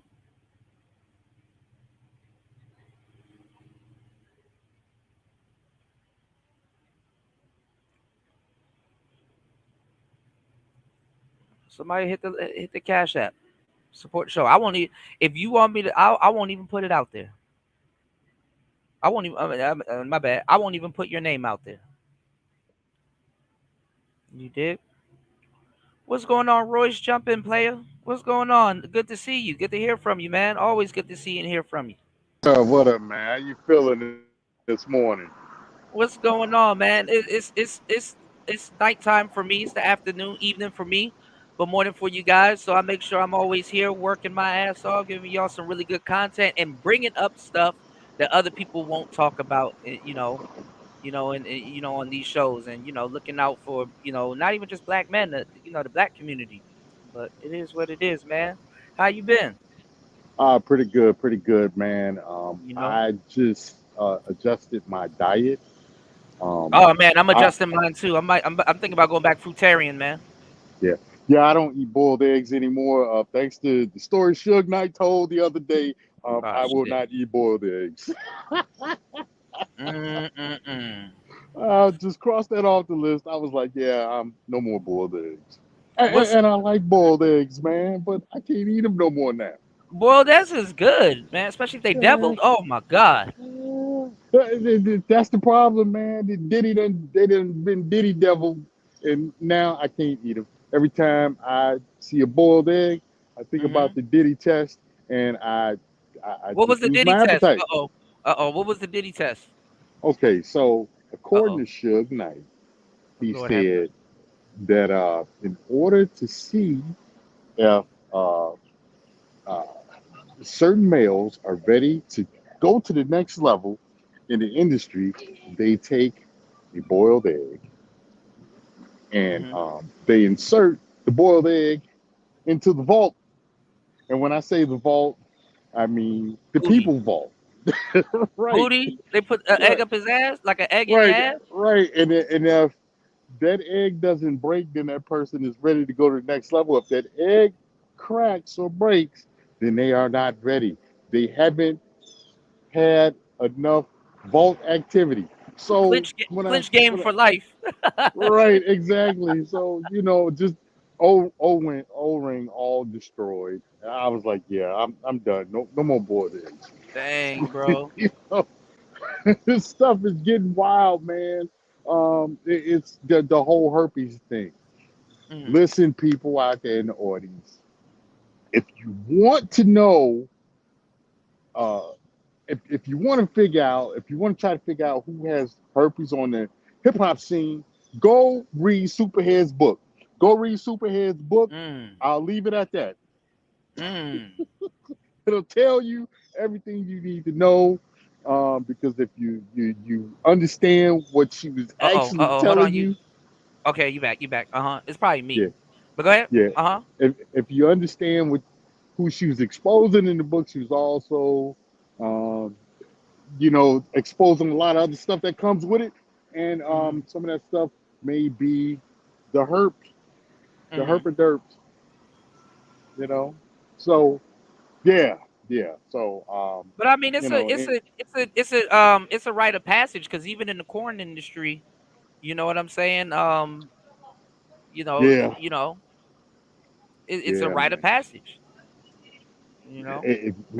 This stuff is wild, man. You know what? That's why I like my square life. That's why I like it. I appreciate being a square these days because I dodged a lot of bullets. I really did. I got out of the nonsense just in time. Several times, and looking at how the world is now, man, I don't want a part of a Is lot it of me this or stuff, man. Jay's going in and out? I think it's me. Hold on. Y'all put a one in the chat if Jay's going in and out. Are you still there? Yeah, I'm still here. I'm still here babbling. I'm still here babbling, man. Yeah, man. Yeah, I like being square, man. It's too much. It's too wild out here for me. You know, I young people, everybody between the ages of 20 and 34, I feel sorry for you guys, man. Especially if you don't have anything going in your life, I feel sorry for you. You are out here in a cesspool. Yeah, man. Can you hear me? Hold on. Let me do this. No, it's not you. It was me. I'm back. Yeah, man. Yeah, Yeah. man. Everybody from the ages of 20 till about 34, y'all in the cesspool, man. It's crazy out here. I Yeah. want no parts of it. Yeah. Yeah. I ain't gonna lie. The millennial age is a wild age, and shit, tail end Gen X age, I mean, Yeah. it's a wild thing, But like, what can brothers do? Because I know your time is valuable. Like, what can brothers do? Like, if you had a party and somebody got messed up, toe up from the flow up, and you're just you're being a good party host, and you send them, you can't even send them a text message saying, hey bro, my bad. You got drunk as hell. We had to make sure you got home safe. And then they come back years later and say, hey, you drugged me or you did this to me. I would say put the onus on them. I would say Yeah. if it's a guy, put the onus on them. Hey, bro, you really overdid it the other day. You know, And put specify what they did. You got drunk as hell. exactly. We drank too Spell it out. much Bacardi. Right. Right. Spell it out.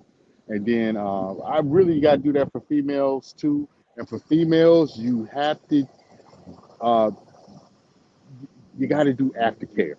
Make sure they get home safe. Give them a participation award, a participation gift.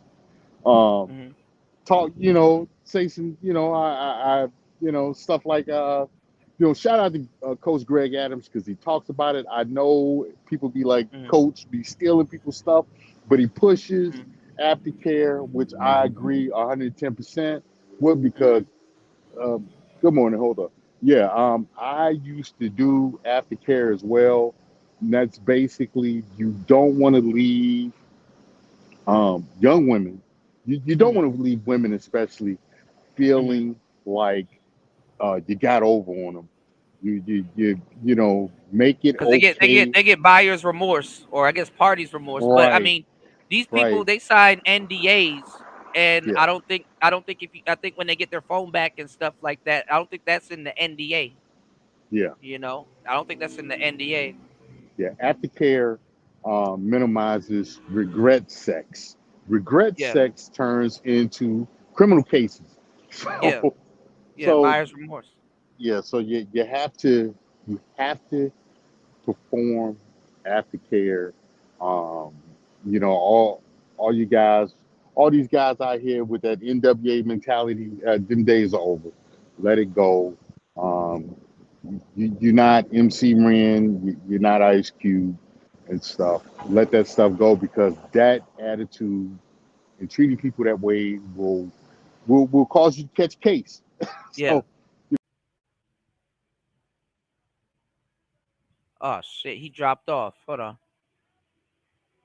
He dropped off. Uh-oh. Damn, he dropped off. Okay, yeah. I mean, but he right. Yeah, those days are over. And a lot of women are fucking it up. I mean, this is all right. Here you go. This is the thing though. About uh-oh. You got an echo. Hold on. Let's see. Are, are you there? yeah, I'm here. Okay, all Yeah, right, we can hear you now. Yeah, my bad. Yeah, no, you're right. Those days are over. And then, like I said, a lot of women are effing it up. You know what I'm saying? But it's the crazy thing is that the women be the ones bringing the drugs. It's the Bill Cosby thing all over again. The women be high as hell. The women be doing all this stuff. Like I'm telling y'all, you don't got to drug who drugs bitches nowadays. That's a waste of drugs. yeah, You know? guys. Yeah, guys. Listen, women like drugs. I've interviewed a lot of women in narcotics investigations for years. I've talked to a lot of commercialized, monetized women trying to get information from them. And one thing I've learned, they love drugs. They love Yeah. the cocaine. They love that Yep. that booger sugar. They love Yep. pills. They play with their They nose. They pop yeah, pills, right? yeah, and they like all of that stuff. And they everybody loves coochie. I'm just gonna leave it at that. Everybody loves coochie. Yeah, even women, even women, you know, even women, when I especially say women.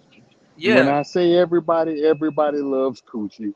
Um, so nobody loves regret. That's the thing. Nobody loves regret. hmm And so understanding this, understand that uh, they you don't have to drug them. They'll drug themselves.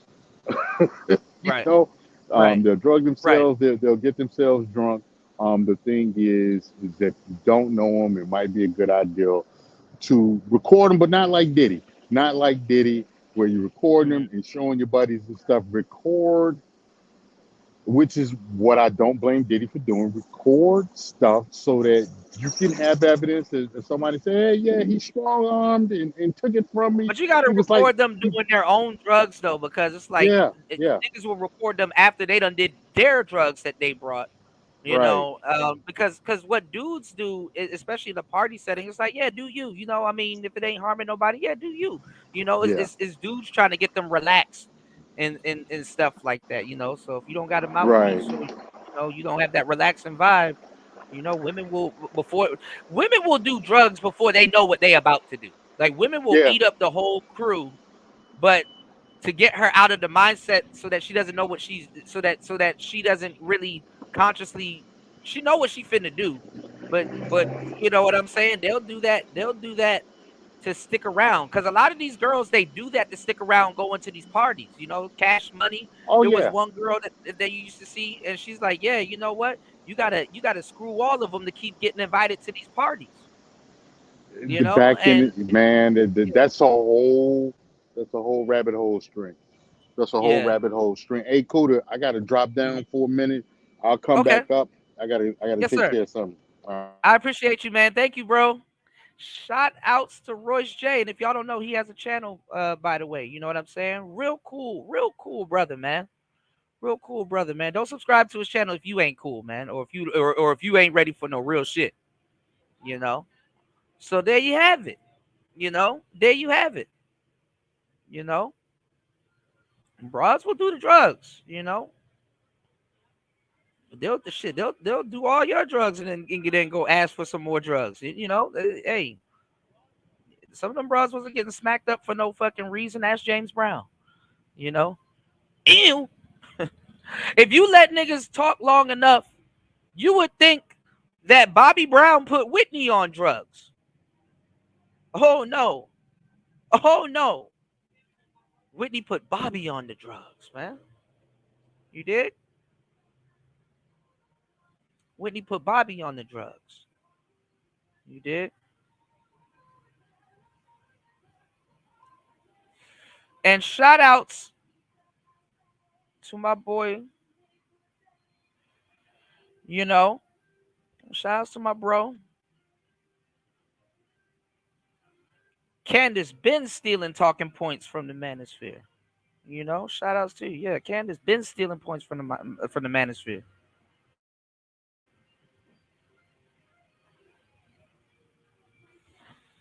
All right, hold on, y'all. Yeah, if you can send me that timestamp, you know. He's still weak for doing them though. He probably was high as hell, you know. Bobby used to smoke the, you know, the ganja, you know, and then, you know, the ganja, y'all gotta remember the ganja wasn't like it was today. You know what I'm saying? You nigga, everything today is loud. You know, everything today is loud. So you can't even just smoke and relax. You know, back in those days you had to smoke a fucking pickup truck worth of ganja just to feel something. You know what I'm saying? You have to smoke a pickup truck. There's a lot of little nasty niggas, man.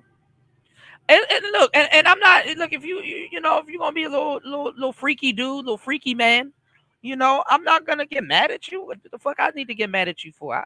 Like I said, I've been around players. You know, I'm a player myself. You know, well I was a player. I'm chilling these days. You know, the results show who was on what. I'm just telling you, man. You know. Okay, I got you. I got you. I got you. I got you. Okay. So yeah, but yeah, man, people been stealing from the space. I just showed y'all the Breakfast Club stealing from the space. A lot of people stealing from the space, man. I told y'all like that's why like all these people will be anti-manosphere and then just talk about nothing. They'll just talk about straight up manosphere stuff. All right. You know, I'll be relaxing. You know. Now I told y'all a lot of crazy shit that happens in the game and dealing with women, because Lord knows a lot of stuff happens with women. But even with like Fresh and Fit and a lot of these other people that don't know, that don't know what they talking about, y'all like to listen to them, and then y'all like to put this on them. You know what I'm saying? The game guys, and it's like that's why I said I'll never get on here and tell y'all how to handle LMR. A lot of people don't know what LMR is. A lot of people don't know what last minute resistance is. And I would, because like y'all can't even handle just talking to women and shit like that in a lot of cases. So why the hell would I get on here to talk to y'all about LMR? That'd be the craziest thing I could ever. That'd be the craziest game I could ever give y'all. Okay, but I get a lot of flack. Oh, Kuda. People were calling me DJ Diddy. Don't think I forgot. People were calling me DJ Diddy. Remember the Demi thing? People were calling me DJ Diddy. I'm supposed to be the Miss. What's going on, Misha? I'm supposed to be Mr. Freaky Man. What's going on, Larry? I'm supposed to be DJ Diddy, right? I'm supposed to be DJ Diddy. I'm a demisexual. DJ Diddy, remember? Who was running around here calling me DJ Diddy?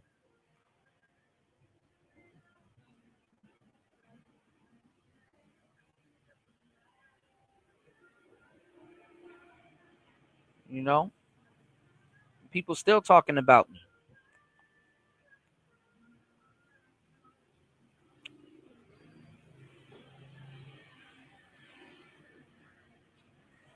I'm DJ Diddy. Check this out. If this ain't Diddy worthy. Okay, now let me kind of be devil's advocate. So, a trick that some of us guys would use on a woman. So if you want a woman to do something like down the road, say I meet a chick, and you kind of discuss what your likes and dislikes are in bed, and I'll say, okay, well, I want to do ATM. She's like, oh, what's ATM? I'll say ass to mouth. Oh no, that's I don't know about that. I don't know. I'm not ready for all that. So I'm like, okay, I'm gonna put this for later. And so what I'll do is like what I have done in the past in a former life. That's what I meant to say. I would either stop mid-sex or it'll get done having sex, and I'll be like, and she'll be like, well, what's wrong? I'll say, well, and she'll be feeling guilty, and she'll be like, well, is there anything I can do?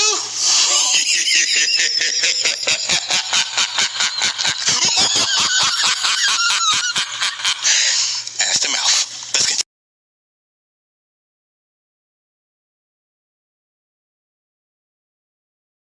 Okay. I'm DJ Diddy. But you gotta that ain't Diddy vibes? That ain't Diddy vibes?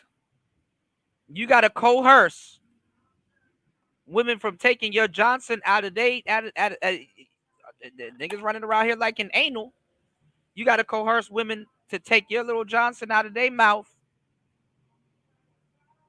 and out of their booty hole, and put it in their mouth. DJ Diddy, okay. It is what it is, man. These your peoples, y'all. These people, y'all defend. Have people on Chris Brown's side, and they left comments like, remember, as part of Chris Brown's sentencing, he was forbidden to talk about what happened, and the only reason for that was to protect Rihanna. If he's the only one guilty, why couldn't he talk about it? It was a dead giveaway. She wasn't. Y'all support the channel because I be giving y'all the game, but y'all don't hear me though. I really need an apology to tell y'all the truth, but y'all can support the channel.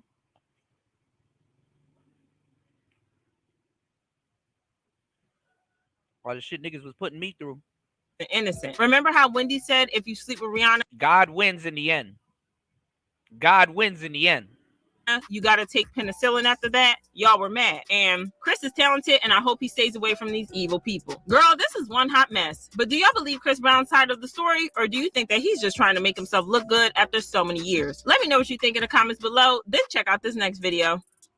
You can show people the smoking gun, and they don't give a fuck. That's my friend. That's my friend. Give me 1 second. Former music producer. Getting on here trying to tell y'all about Diddy, but you're trying to stick your little chocolate dipped banana in a bitch mouth.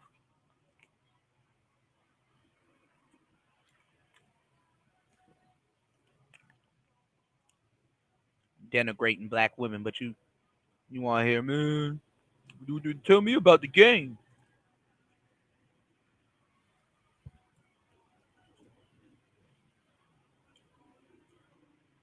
Whole bunch of niggas will hit Rihanna, herpes or not.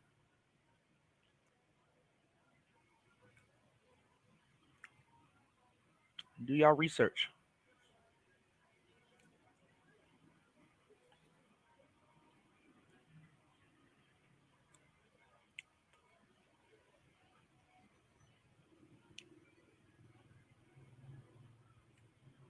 All right, let's go to the debate real quick.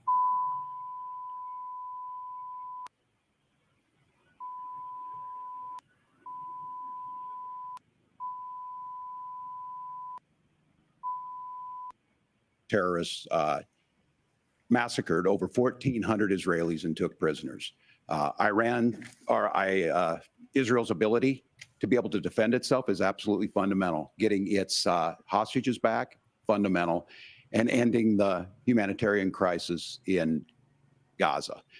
But the expansion of Israel and its proxies is an absolute fundamental necessity for the United States to have the steady leadership there. You saw it experienced today, where along with our Israeli partners and our coalition, able to stop the incoming attack. But what's fundamental here is that steady leadership is going to matter. It's clear. And pay attention to how the chat got real silent after I played that video. Y'all niggas got real silent.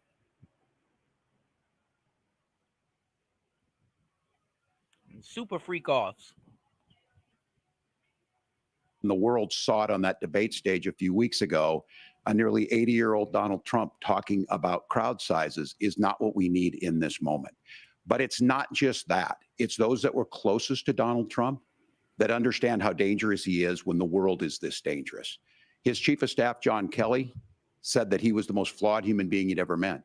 And both of his secretaries of defense and his national security advisors said he should be nowhere near the White House. Now, the person closest to them, Donald Trump, said he's unfit for the highest office. That was Senator Vance.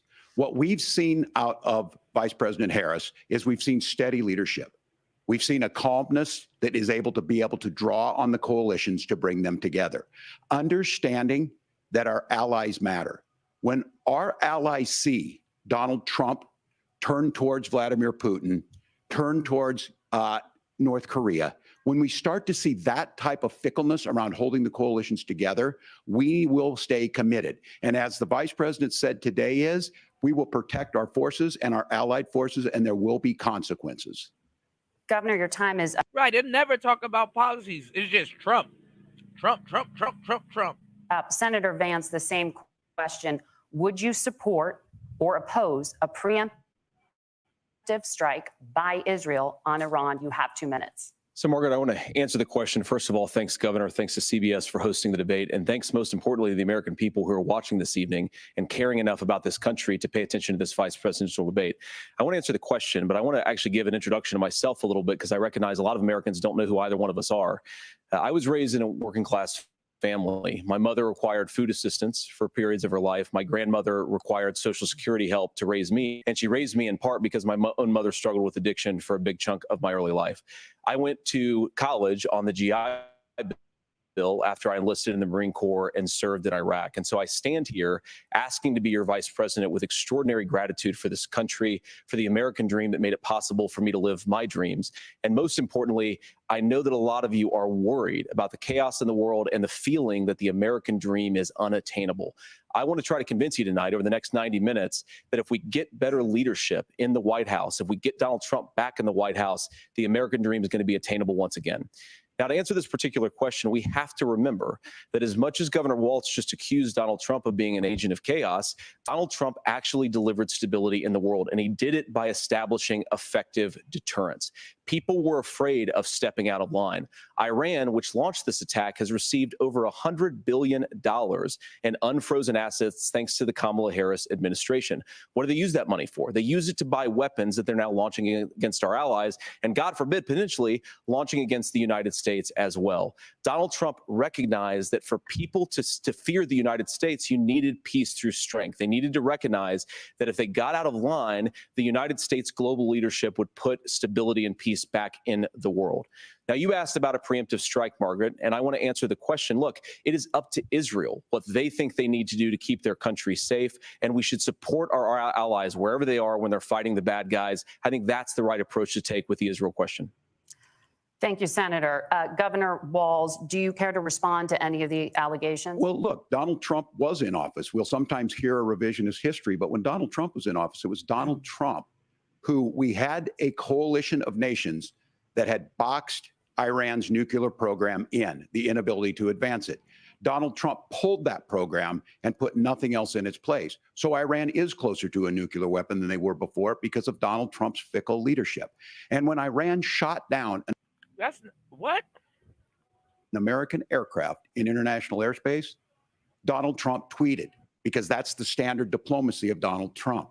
And when Iranian missiles did fall near U.S. troops and they received traumatic brain injuries, Donald Trump wrote it off as headaches.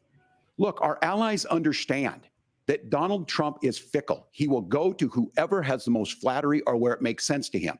Steady leadership like you witnessed today, like you witnessed in April. Both Iranian attacks. And the crazy part is that Kamala's not there being his lapdog like she usually is. All right. Were repelled. Our coalition is strong, and we need the steady leadership that Kamala Harris is providing. Senator Vance, the U.S. did have a diplomatic deal with Iran to temporarily pause parts of its nuclear program, and President Trump did exit that deal. He recently said, just 5 days ago, the U.S. must now make a diplomatic deal with Iran because the consequences are impossible. Did he make a mistake? You have 1 minute. Well, first of all, Margaret, diplomacy is not a dirty word, but I think that's something that Governor Walz just said is quite extraordinary. You yourself just said Iran is as close to a nuclear weapon today as they have ever been. And Governor Walz, you blame Donald Trump. Who has been the vice president for the last 3.5 years? And the answer is your running mate, not mine. Donald Trump consistently made the world more secure. Now, we talk about what the sequence of events. Yeah, because it's less mudslinging. The actual presidential debate had more mudslinging. That led us to where we are right now. And you can't ignore October the 7th, which I appreciate Governor Walz bringing up. But when did Iran and Hamas and their proxies attack Israel? It was during the administration of Kamala Harris. So Governor Walz can criticize Donald Trump's tweets, but effective, smart diplomacy and peace through strength is how you bring stability back to a very broken world. Donald Trump has already done it once before. Ask yourself at home, when was the last time, I'm 40 years old, when was the last time that an American president didn't have a major conflict break out? The only answer is during the 4 years that Donald Trump was president. Gentlemen, we have a lot to get to. Nora? Margaret, thank you. Let's turn now to Hurricane Helene. The storm could become one of the deadliest on record. More than 160 people are dead and hundreds more are missing. Scientists say climate change makes these hurricanes larger, stronger, and more deadly because of the historic rainfall. Senator Vance, according to CBS News polling, 7 in 10 Americans and more than 60% of Republicans under the age of 45 favor the U.S. taking steps to try and reduce climate change. Senator, what responsibility would the Trump administration have to try and reduce the impact of climate change? I'll give you 2 minutes. Sure. So first of all, let's start with the hurricane because it's an unbelievable, unspeakable human tragedy. I just saw today actually a photograph of 2 grandparents on a roof with a 6-year-old child, and it was. Speaking of the master of war, what's going on? The hardest working man in a truck. Shout outs to War Master in the building, bro. Do you know how much shit I have to tag you in? He said, as usual, they forget Ronald Reagan. Man, look. I'm gonna tell you the truth, and hold on before I introduce War Master to the show. If Trump was in office, they would ask a stupid question like, man, Hurricane Helene, the Trump needs to send aid. Look how much Americans, he could have stopped Hurricane Helene. Why they ain't saying that about Biden? Has Biden spoke on the hurricane? Does Biden even know a hurricane happened?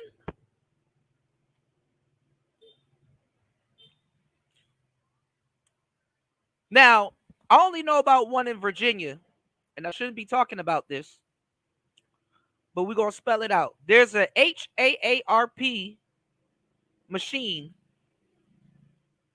that can amplify or get rid of certain things. Okay? Now, them hurricanes, and trust me, I lived in Florida. Them hurricanes come like a bowling ball, like nature just threw a damn bowling ball up the corner of the East Coast. What's going on, Devin D? In the place to goddamn be. I'm about to start tagging War Master in his game footage, man. We're gonna get War Master before Halloween to download Mobile Legends. All right. And shout outs to everybody downloading Mobile Legends. I need y'all to join my team so we can start whipping ass. All right. All right. Shout outs to War Master in the building. I'm not even going to finish what I'm saying. But War Master said climate change is BS. You can't change the temperature of the atmosphere without changing the ocean's temperature. Real shit. Real shit. Now, War Master is a little bit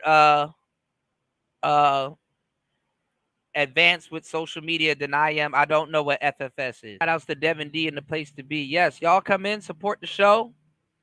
Having a great show. Just getting into the politics. You dig? Oh, for fuck's sake. Ah!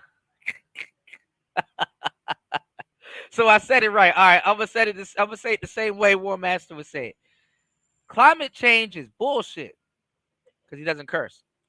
You can't change the temperature of the atmosphere without changing the ocean's temperature. For fuck's sakes. That is a fed up man. All right. Antarctica is thawing out. Okay. Hurricanes are man-made. You know. Allegedly, there's no public proof. Okay. Okay. Okay.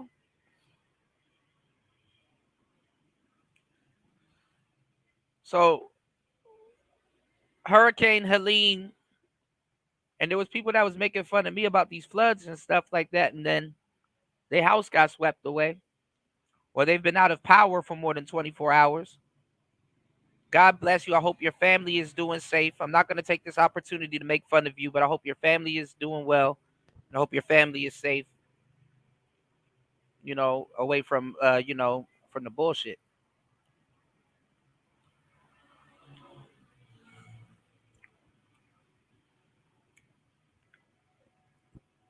And I keep getting told that, oh, Kuda, you were wrong for making Flint jokes.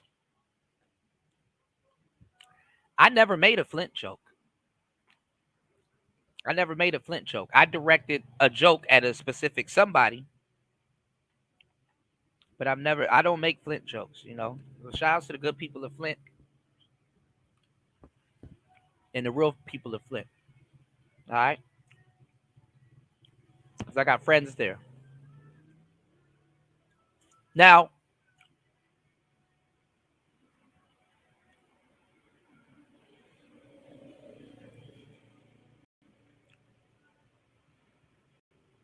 Shannon B just reminded me of something. Give me 1 second. Grand Rising. Too bad you lost the poetry slam. Maybe next time you'll pander more to black women and make unnecessary references about Egypt. Broccoli's man-made.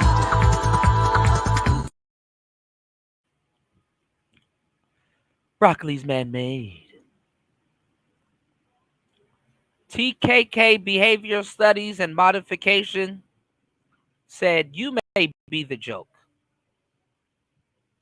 Bro, you look like a joke. And your whole name is a joke. Who the fuck gonna type that in to respond to you? So I got a response for you. You could be a joke right in the nosebleeds, bro. You could be a joke right there in the nosebleeds. War Master said they blame 43 for the response to Katrina, not Mayor Nagin, Democrat, or the Governor Blanco, another Democrat. See, War Master knows about this stuff. You know, War Master knows about this stuff. But let's get back into this debate. Give me 1 second, y'all. Was the last photograph ever taken of them because the roof collapsed and those innocent people lost their lives. And I'm sure Governor Walz joins me in saying our hearts go out to those innocent people. Our prayers go out to them. Hold and on. We want as robust and aggressive as a... Royce, are you back? Are you back with us? Yeah, I'm back. I'm back. Okay. My bad, bro. Yeah, jump in. My bad, bro. That wasn't you. That was me. I had something to take care of, man. So, yeah, Okay. it just popped up. But yeah, man. So y'all talking about the debate last night, huh? Yeah, did you get to see it? A little bit of it. I got a chance to listen and look at a little bit of it. I was going to actually go over it today because I wanted to do some content on it today. Okay. So I'll be looking at it a little bit later on. What did you think of it? I didn't get a chance to see it. I was studying. Okay. But I was gonna go over a little bit of it on today's show and then probably cover it fully on the next show. I'm glad we got War Master here to break down what the hell we saw. I'm pretty sure he saw it. It was a dumpster fire with the acting president, the presidential debate. Yeah. But I heard this one is a little bit more uniform, and they got a lady asking the questions this time around. So. Okay. Yeah. Hopefully they didn't. Hopefully they didn't pull what they pulled the last time, where it was like a quadruple team. They gang piled up on Trump, but lion fighting hyenas, man. That's how I look at it. I'm like, damn. Yeah. If you're right, I'm gonna tell you the truth. If you're right, you only need a one-on-one. Yeah. Yeah. Well, yeah. If you solid, you'll look. I don't care what people say. I don't care how people feel about Trump. Trump will go anywhere and deal with the smoke. He has no problem going and deal with the smoke. Whatever the outcome is, is the outcome. But he ain't scared. You got to get it to him. Trump ain't got no punk in him like that, man. So he going to hostile territory all the time, man. You got to give it to him. Absolutely. And then the crazy part is that America is ran like a business, so I would rather a staunch businessman run America. Like a business. America's ran like a business, so. Yeah. Man, a lot of people don't like that. A lot of people don't like that, but it's true. Yeah, that's true. That indeed is true, man. I concur. Yeah. But before we get back into this, we were talking a little bit about what happened, with the Chris Brown, the Diddy's, and all kinds of other stuff. I shared a clip of the devil telling people, giving guys game about how to get women to do ATM, and the chat went radio silent. Chat went radio silent. Did you get to see it? No, I missed that. I missed that part, man. Okay, I'll play it one more time. But dude's worried about the game and me and stuff like that. And I'm like, man, y'all hit the like button, support the show. I'm like, man, I saw it, so y'all got to see it. So I was thrown off by it. I was thrown off by it, but let me see if I can find it again. I can't see on this small monitor, but let me see if I can find it again. Hold on. Here we go.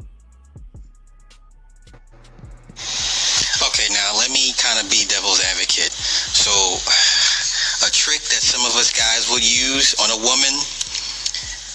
So if you want a woman to do something like down the road, say I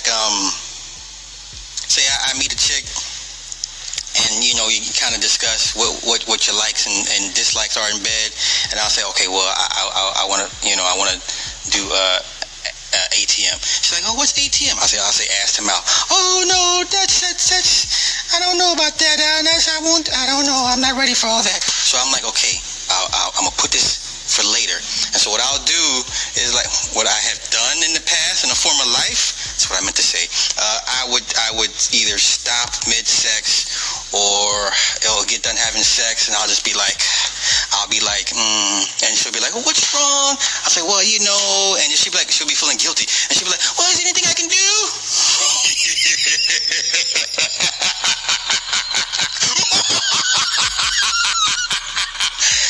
Ass to mouth. Let's continue. What does that sound like? Doesn't that sound like horrible coercion?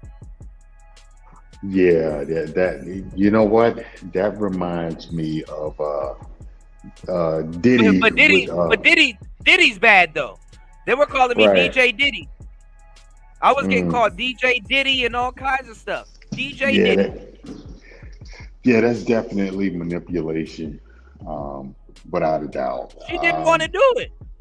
Yeah, and I you know, that's the unfortunate part about a lot of relationships. I'm throughout history is that you know, manipulation tactics on both sides. You got men manipulating women and women manipulating men, you know, and they're doing stuff that the other person doesn't want to do, and it's a sad state of affairs. And now they're doing stuff about Diddy though, but he had the super freak offs. Yeah. Now they're doing stuff. Freak off. Right. Ask them out. You know, I want to take my chocolate banana. Come on, man. And people just they'll let that slide. But I'm DJ Diddy. Upon hearing that, all I can think is hepatitis C and E. pylori. Yeah. Hepatitis C and E. pylori, man. Yeah. I mean, and I'm not accusing him of nothing. I mean, that's what he said. Yeah. That's what he Right, said. right, I didn't say it. Exactly. You know, I'm not accusing him of nothing. I didn't call him you know, Super Diddy. I didn't call him none of that shit, but you're talking about freak offs and Diddy and all this other stuff, and it's like a lot of these regular dudes running around here are way worse. You know what? See stuff like that. You know, people don't understand. The internet is forever, and stuff like that'll come back and bite you. No Diddy, it'll come back and bite you. You know, some stuff is just better unsaid. You know? Yeah, I mean it's funny because I know what he's talking about, but I'm like, Yeah. Yeah. This is why you can't, when people be critiquing you and try to tell you about something and stuff like that, you can't be listening to them because it's like, bro, that's not your line. That's not your script, bro. Yeah. Like I say, man, it may come back and bite them. You know. Yeah, but I had somebody like this trying to make me feel bad about myself. Well, I mean, that's people, man. First of all, I don't butt play like that. Pause. And I wouldn't do no damn ATM with no broad because I'm trying to denigrate her or make her feel. You understand what I'm saying? Make her feel less about herself. If the woman didn't want to do that, the woman got dignity. If she don't want to do that, she don't want to do that. You can go find a freak that wants to do that. You know what? I agree, and I guess that's just the simp in me talking. It's the simp in me. Listen, you know, what they say about the game, Royce. If you got to use your hands, you ain't pimping right. If you got to use your hands, you ran out of game. Yeah, that's true. But this is the person that's talking crazy about the game, asking me all these questions. It's like, bro, I'm not on here. I've said a lot of wild shit. I'm not gonna take myself out of the waters of Lake Minnetonka, but nigga, whoa. You know what? Sometimes, Cootie, you just gotta let people talk. You either gotta let them talk, or you gotta know when to let them talk, and then you gotta know when to cut them off. And I think a lot of times, what happens with that guy is that you gotta cut him off and be like, man, I'm not having this conversation with you, dude. You're too wild. You know, you take that back over there. I did, but I got dissed, and I got dissed by dudes in the space. And I kept wondering, I'm like, bro, why these guys keep asking me about lady boys? Nigga, I don't know. What the fuck? Yeah, I don't. And I'm like, Yeah, I'm like, bro, that's not my wheelhouse. Stop asking me. Y'all are fascinated. You can't, bro.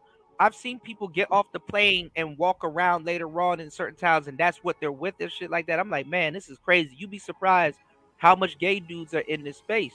no, And Kuda, I ain't surprised. I'm not- We I'm both not done even gonna, talked about talked it for about a it. long We time. talked about it for years, Royce. And I'm Yeah. telling you, it's like, why are you even interested in ass to mouth, you know? And then coming to me worried about lady boys and shit like that. I'm like, oh Yeah, I mean, they're telling you shit. without telling you, you know. The lady boys that a lot of these niggas around here like, they would do that. Yeah, That's mess around, standard. They got no choice. get monkeypox in the jaw. There you go. You know, Not monkeypox in the jaw. get the monkeypox mouth. You know, yeah, man. But you got dudes out here, and that's why they go out of the country, man. It's the same thing with the passport Brendas. They go out of the country to ride on the dark side, man, because there's nobody there. They figure that's why he couldn't accept my answer, because that's what he right. would. That's what he would do. He couldn't accept my answer. That's what he would do. You know, they run over there to Thailand and they get with the lady boys and the women go to Jamaica and Belize and get with the rafty boys. You know, people want to they want to dip in the dark side. They want to dabble in the fuckery. You know. So, I don't blame him. I don't blame him. I mean, if you want to get away from your wife and start doing disgusting things with women, I get it. But it's like, man. Don't gaslight me. You know, don't sit up here and start pointing fingers and shit like that. I get that, but like real players would be quiet about that shit. Nobody about to get on here and tell you about how to get no woman to do no goddamn ass to mouth. Like, boy, what are you into? Yeah. Like I said, man, this day that stuff come back and bite you. Nowadays, everything is a regret-based criminal charge, and so it's like certain stuff you just don't talk about nowadays. Yeah. Because somebody will pop up, yeah, he did it to me, and I didn't like it, and don't mess around and get some money. If you get some money, somebody from your past is coming for you. If you get a position of influence, somebody from your past is coming for you. So it's like certain stuff, just don't talk about it because it's not gonna help your situation. If you around here doing, you doing musical chairs, sexual musical chairs, and you doing ATMs and and DDPs and man, if you're doing anything from the alphabet gang and anything that we have to use, if you have to use innuendo to describe it or to name it, don't talk about it on social media because it might come back and bite you. Everybody want to be seen as wild and adventurous, especially guys. Guys want to be seen as wild and adventurous.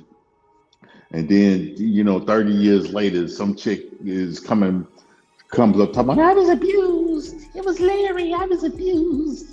And everybody gonna believe her punk ass. Yeah.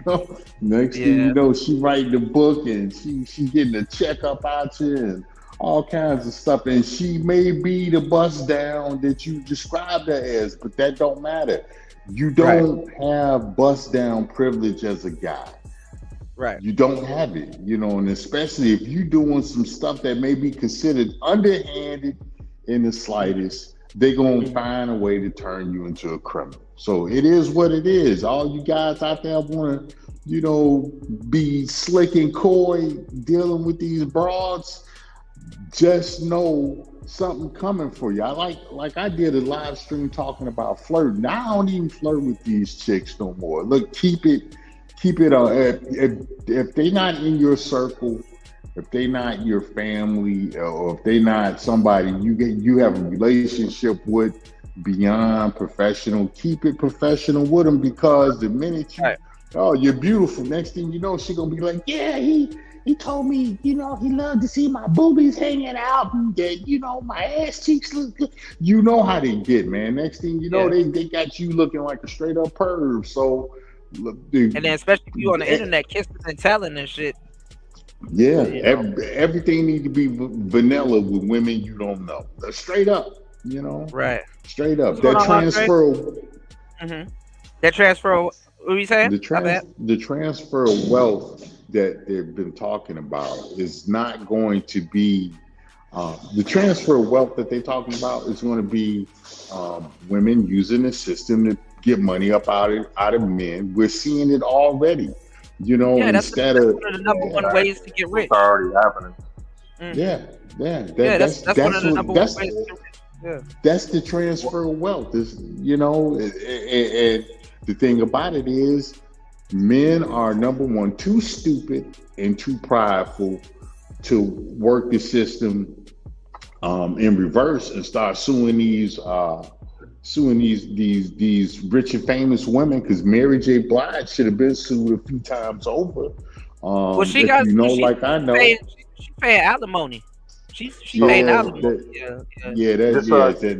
That's the only. That ain't the only money she should be paying. But she ain't the only She's one. a monster Wendy, too. Wendy Williams, R. Kelly's wife. Hell, even Cassie. There should be some young women that should be suing Cassie for coercing them into going to some of those parties and procure, because those are the procurers, honestly. Exactly.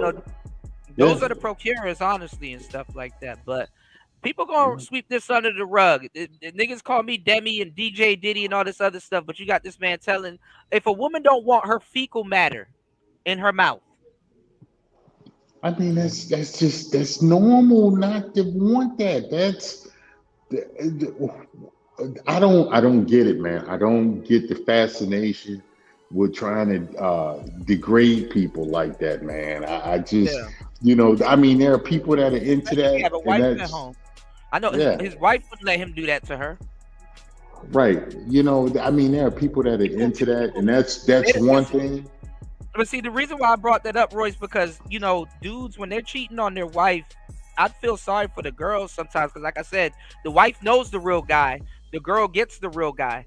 And what happens is like a lot of times these dudes get unhinged when they with their side pieces and start doing shit. You understand what I'm saying? And it's it's like, hey, bro, but I'm the evil one. You saw what they did to me over that bullshit. You saw what they did to me. He said it. I didn't say it. It's on YouTube. Right. He said it. Everything I showed y'all from him, I didn't have to do any research. Anything I showed y'all for him was something that was posted on YouTube from his channel. Well, just real quick, since Royce hopped back up here, when Royce was talking about the aftercare, because like I said, like I used to watch CGA a lot as well, and like that whole aftercare shit is important, man. At the bare minimum, like I said in the chat, like at least by the next day, you got to send some texts. You got to send a text like, "Did you have a good time?" or something along those kind of lines, right?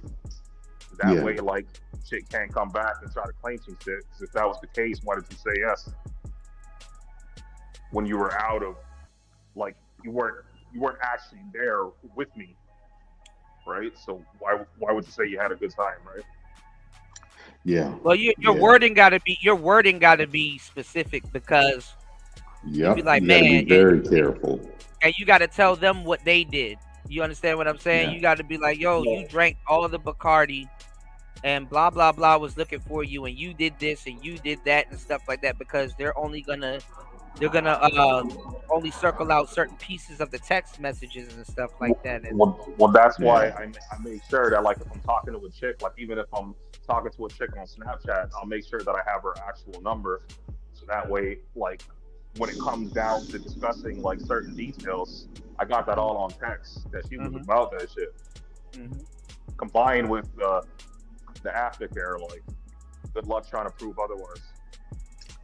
Yeah, you know what? Another thing too, man, is guys gotta stop this, and you don't see it as much now, But I remember back in the day, guys would get them a little shot of, get some nookie, and then they run and tell everybody.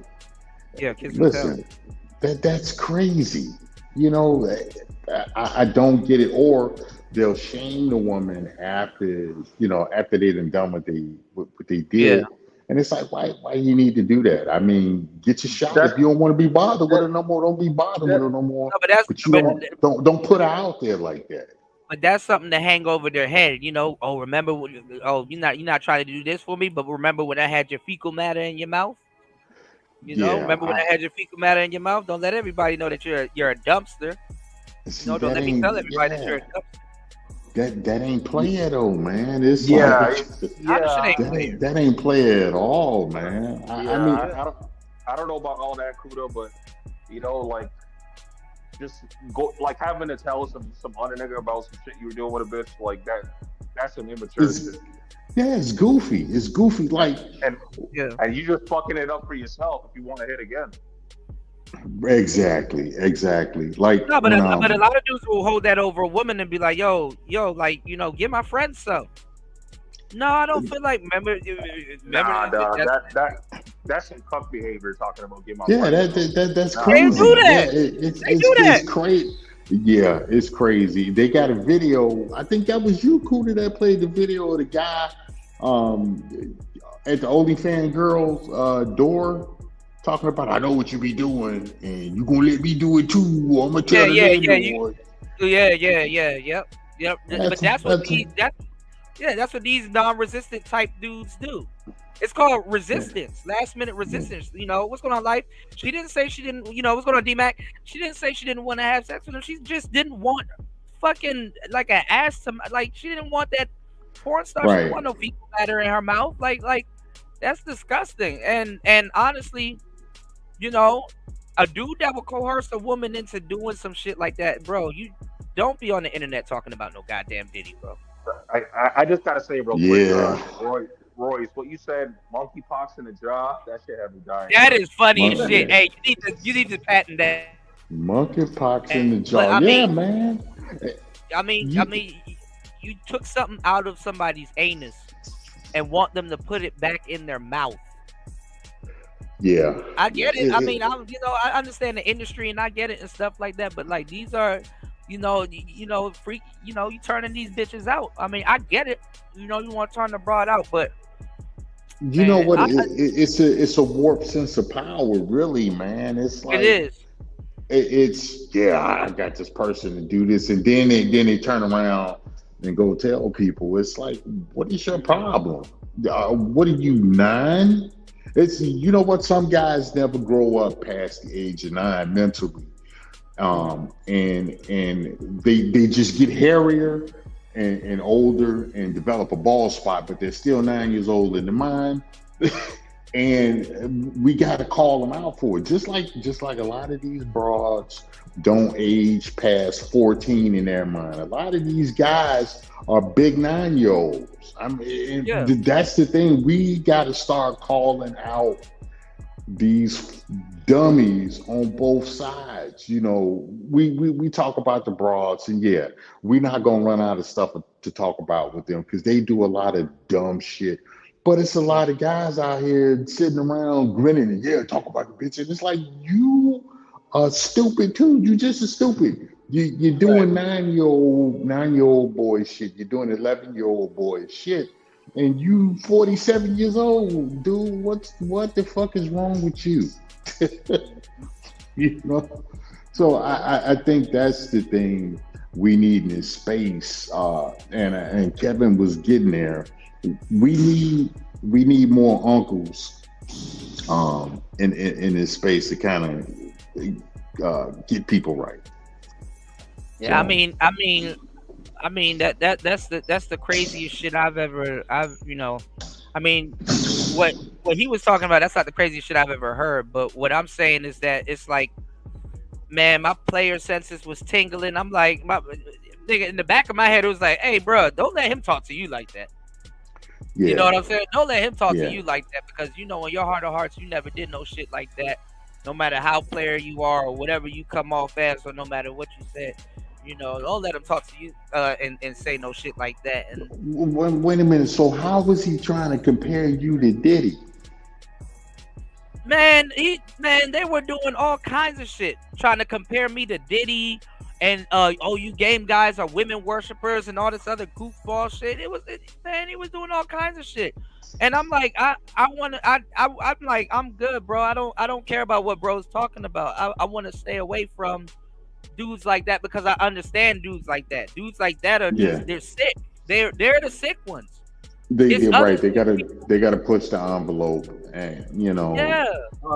Actually, that one dude who shall not be named, who you spoke about earlier, like, because I'm in a bunch of Discords. You know, Discord always some bullshit, but yeah, I seen him over there at CGA's Discord.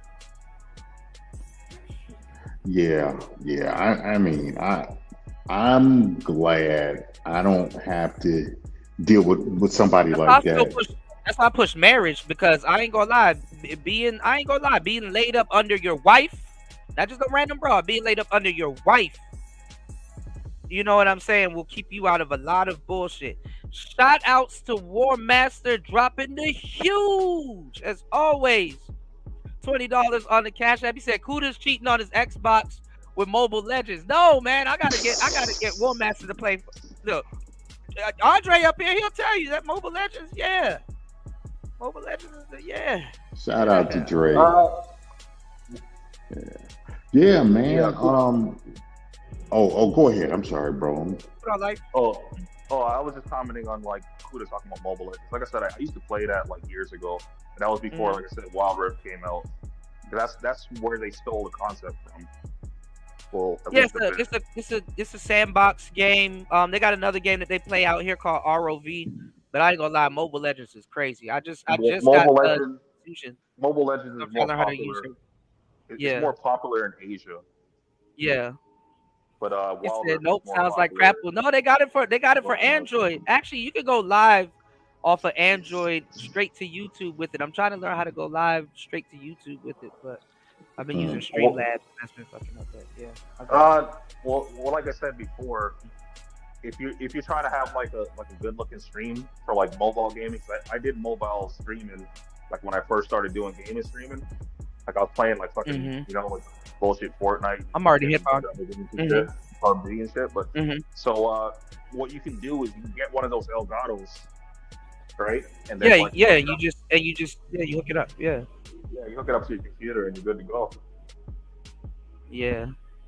Oh, okay. I gotta find my Elgato. Because it captures it in like 4K, and it gets the sound and everything. Yeah. I gotta find my Elgato.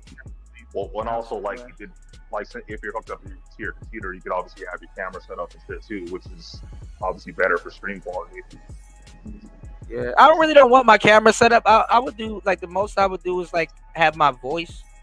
I want y'all to, y'all don't need to be focused on me, but just have my voice going and Well, but I need to get mainly, built up. Mainly like it's like the white dudes and like the Asians that like have their camera on. Like it's just like gaming in general.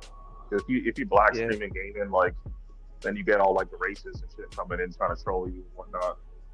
Yeah, that's why I said I wouldn't have my camera on like that. I don't care. That's a whole different pack of BS right there. And you just trying to play games and have fun. So, But yeah, man. Oh no, hey Kuda. Yeah. Quick question. Do you know how to connect Zoom to OBS? Are you trying to use OBS as your main, or are you trying to use Zoom as your main? I'm trying to use OBS as the main and connect Zoom to it. So what you would have to do is because with OBS they have something called virtual camera. Yeah. So everything you're doing on OBS, you can actually screen share it with Zoom. But I guess you could just use OBS and then screen share your Zoom page. Well, on OBS, like all you have to do is I can't remember the exact name of it because I haven't used it in a while. But You can use virtual camera because it'll just show up as a camera, but it's basically projecting your OBS screen. It's called virtual. It's separate from OBS, but it works with OBS. You'll see it come up in your OBS. It's called virtual camera. Okay. Yeah. All right. Cool. I was just gonna say he could have just used like I think it's like screen share or window share. Yeah, he could do that, but it'll come up different though, because he'll get like the OBS backgrounds. They'll get to see what his screen, you know, they'll get to see everything he's doing in the background. You don't want to do that. What you want to do is you want to share it as a camera source. You understand what I'm saying? So Like I said, I don't remember the exact names. Yeah, because if somebody's sending you a notification or something like that, then you know what I'm saying. You know, you can't be too, open with people these days. You know, Man, even though I mean it's easy to find anybody. You know, anybody could be found, but it's just like even YouTube will tell you, hey man, you need to protect this and protect that. So you know. Yeah, man. I'm just trying to get this stuff figured out because just hit me up. I'll help you with it because the nigger nerds here is what we were saying before. You know what I'm saying? Every time people have questions, they come to me. Yeah, and the funny part is that I years ago I was pushing the term nigger nerds, and people was like, "What's that?" And I had to explain it to them and stuff like that. It's one of the words that it's so common now, everybody uses it. But Kuda,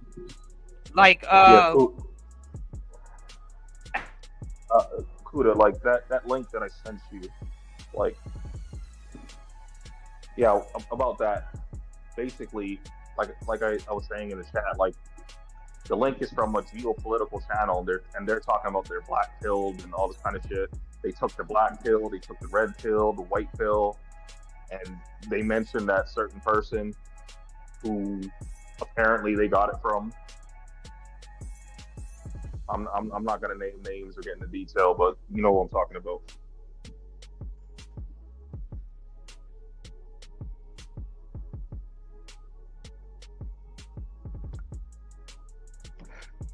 You know, I think to what Dre was saying, I think we are about to see just more abuse of the terms of the pill terms, where people are just going to be just tacking them on to everything and not really knowing what they're talking about. We're going to see a lot of deviation because people are going to be saying that just because they can. I think we're about to start really seeing it. What really annoys me about like people like that, not just them, like the ones I was speaking of, it's pretty much the same that I hear from like dudes that are like really new to the space, or especially like married dudes. They'll be like, these pills don't have anything to do with women. It's about politics and all this kind of crap. And it's just like, bro, do you even know what you're talking about?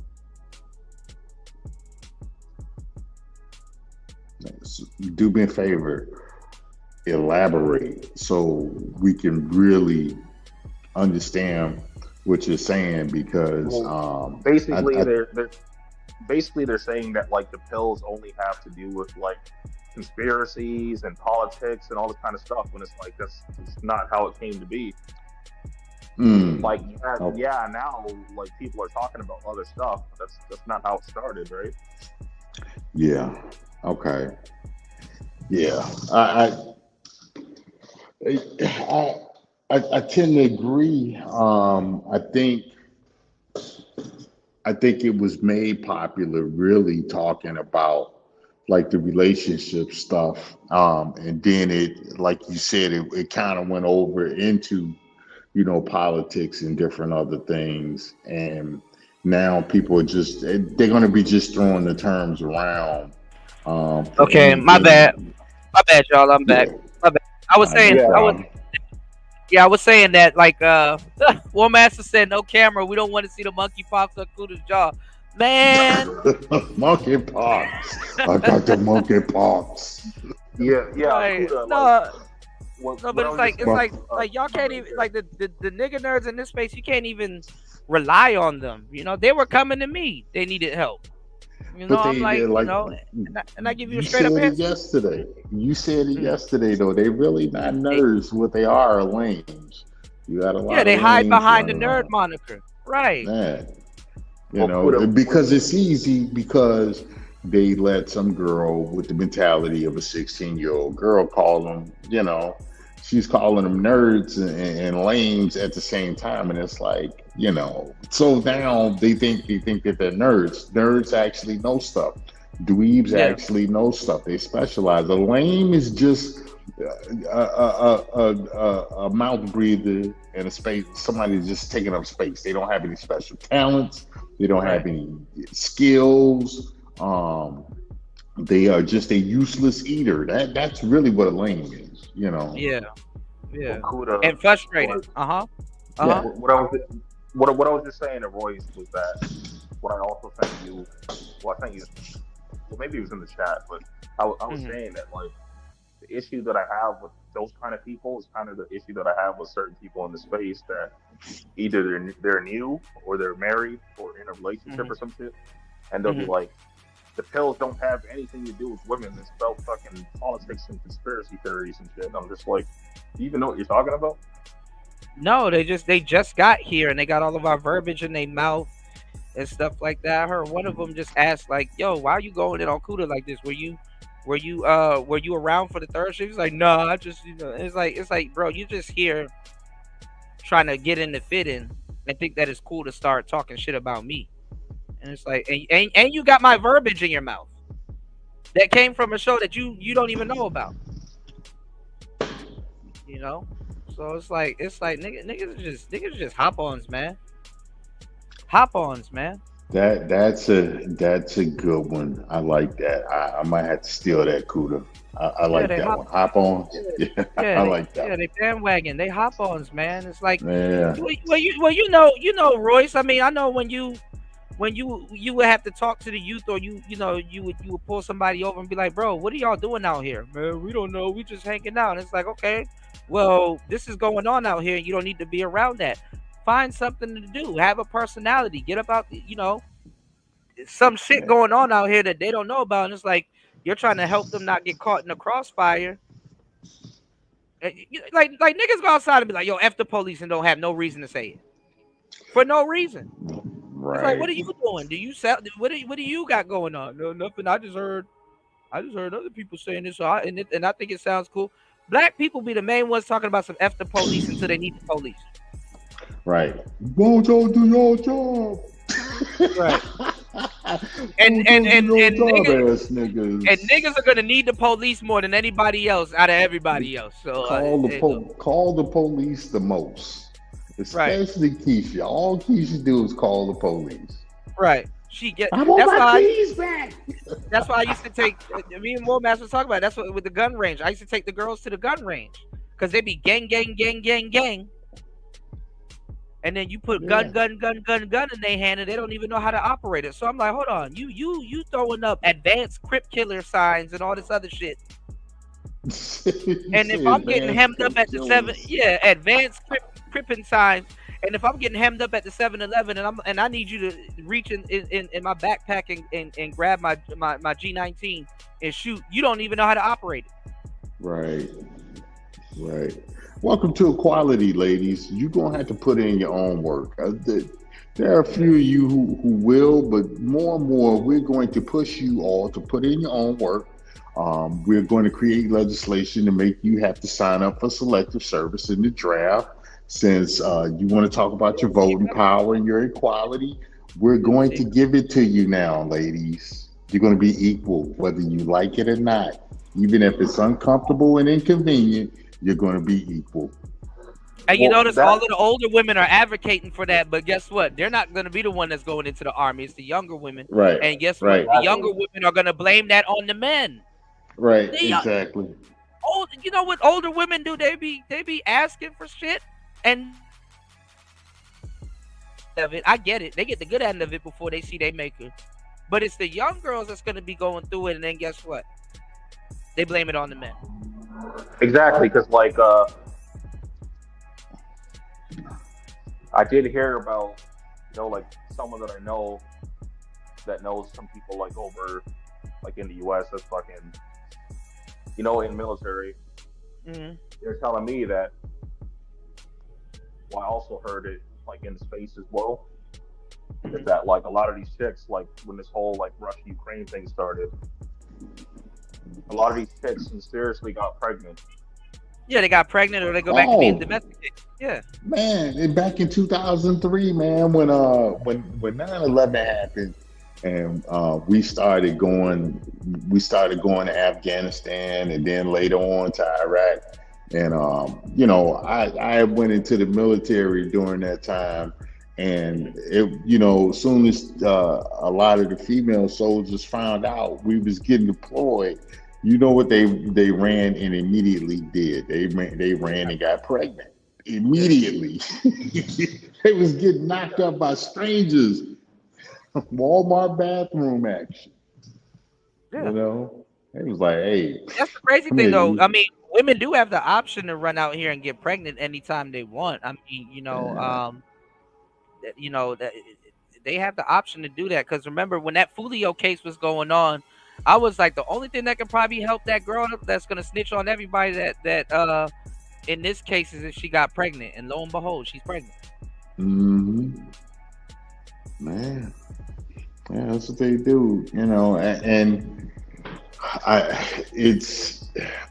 I doubt seriously efforts to have women sign up for be required to sign up for selective service in the draft actually happen, even though it should. I think because people are very apprehensive, and definitely women are apprehensive to be required to do that, I think we're gonna have to take a serious look at the 19th Amendment. Like, hey, you know, I already feel like, hey, if you haven't served, if you're a woman and you haven't served, you shouldn't be voting. You know, you shouldn't have the right to vote. Women who have served, of course, they've earned their right because they put it on the line.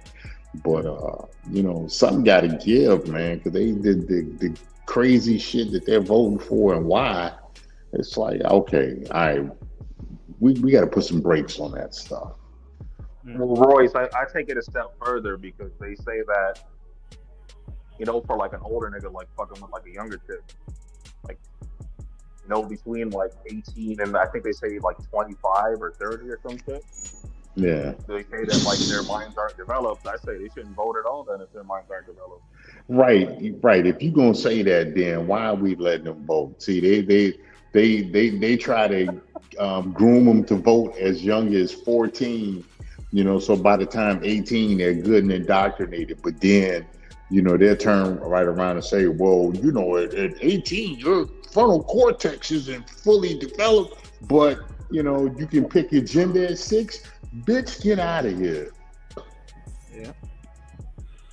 Man, well, I mean, they wow. Military gonna have to restructure how they teach people and kind of dumb it down. It's like the military works the way the military works because they don't have to dumb it down, you know. Bro, they can't afford to get that dumber. Trust me. Right? Yeah, because we got to perform. We got to be up to certain standards with our military. And then the crazy thing about it, it's like somebody was asking, you know, why when something real happens or something pops off, they say that to get the women and the kids out of the you know vicinity immediately, and they're like, well, it's to protect the kids. It's like, no, it's so that men can have quiet so they can think on how to you know. Yeah. How to course of action and stuff. We don't need you sitting around yelling and because all they can do is pop off and just yell. Yeah, and needlessly doing stuff to rescue people who may be actually in the way, you know. So yeah, I believe me, I understand. That's a whole nother stream. That is it. to go down that rabbit hole, you know, because I had on the ground information with that whole Ranger thing, and I've talked about it a few times when they started making female Army Rangers.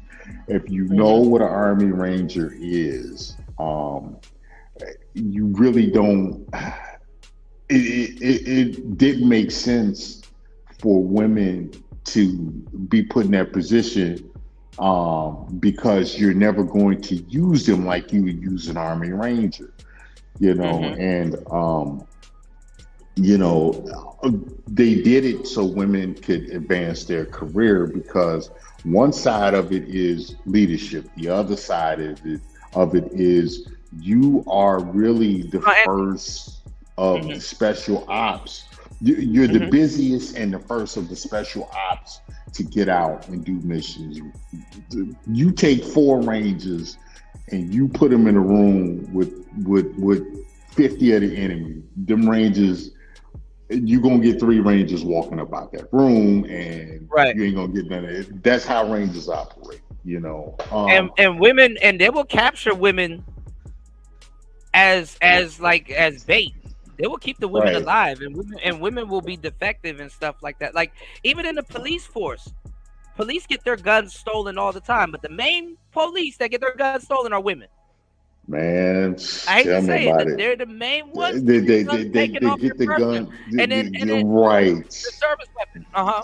Right, exactly. And then the military what will slow down the military is they're going to start capturing women and start having you have to negotiate to get her back. And then you don't even know if that woman was going to defect against you anyway, because a lot of those women, they will flip. They'll turn and start sleeping with the enemy, and they'll flip. France, World War II. France and World War II. We see what happened in France. You know, so yeah, man, it's that's a whole nother show right there. Whole nother show. Respectfully, because shout outs to the real women that actually do put in the work and a part of service, you know, because honestly, I'm not even gonna lie, if a woman get caught, even the cartel women, they execute themselves before, because they're not gonna put their squad through that. I say, damn. And I'll say this: there is a combat role for women. I'll tell anybody, women are much better shooters than men. As snipers, okay. You know, the fieldcraft part. You know, the fieldcraft part is, hey, good morning. That part, is going to be more difficult, but the actual, if you're talking about the actual function of being snipers, women are great. They often shoot better than men. You know, I mean, that's just the reality of it all. Yeah, women are better snipers. I agree. They got the time and patience to lie there. Yeah. Well, I mean, the sniper doesn't really get up close, you know, not too much, not, you know, but it's spotter. It's the yeah. Well, women are really good markswomen. They have better dexterity when you're talking fine motor skills. The thing with men is men have you know, look, you can take a man and tell him to blindly go do something and he's gonna get it done. Women are going to think too much, and there's a lot of advantages and disadvantages. You know, ultimately, what you don't want is you don't want women doing really frontline operations because you know, it never goes well for them. Even though they want to be equal, just look at the last Olympics with the organized domestic violence events in the Olympics. You know, the one chick from Italy, she got cracked one time and she was done. She was like, I've never been hit that hard in my life. Yeah, she said, nope, hit too hard. Nope. Right. You know, and she got stopped by a check jab, like a check hook, it's like dang. Yeah, you know, check hooks aren't that. I mean, a well placement can put you out, but most of the time, you know, it's not what people think they are, man. It's not even to knock people out. It's to really just reset. It's to reset something. And she said, nope.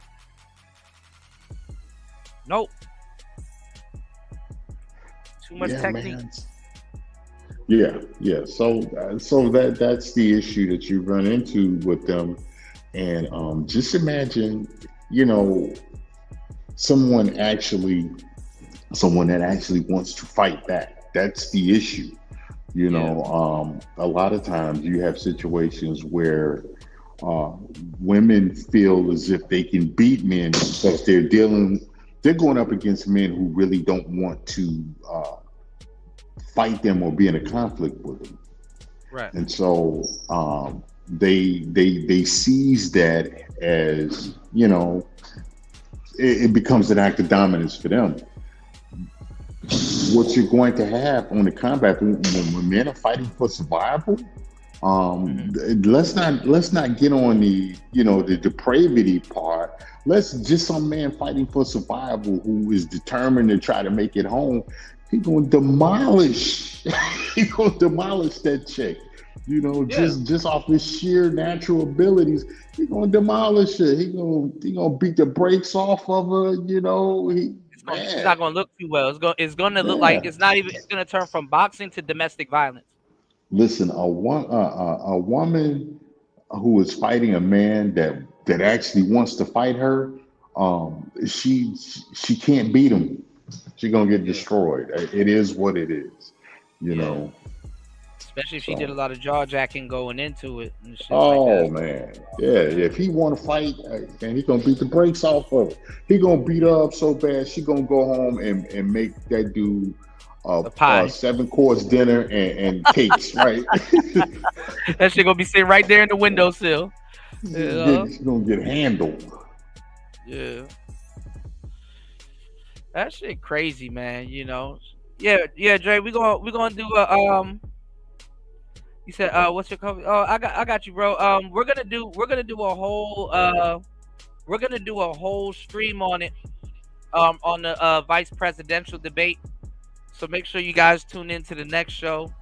You know what I'm saying? My bad. We got, you know, we got into some real game on today's show, but you know, ain't nothing wrong with that.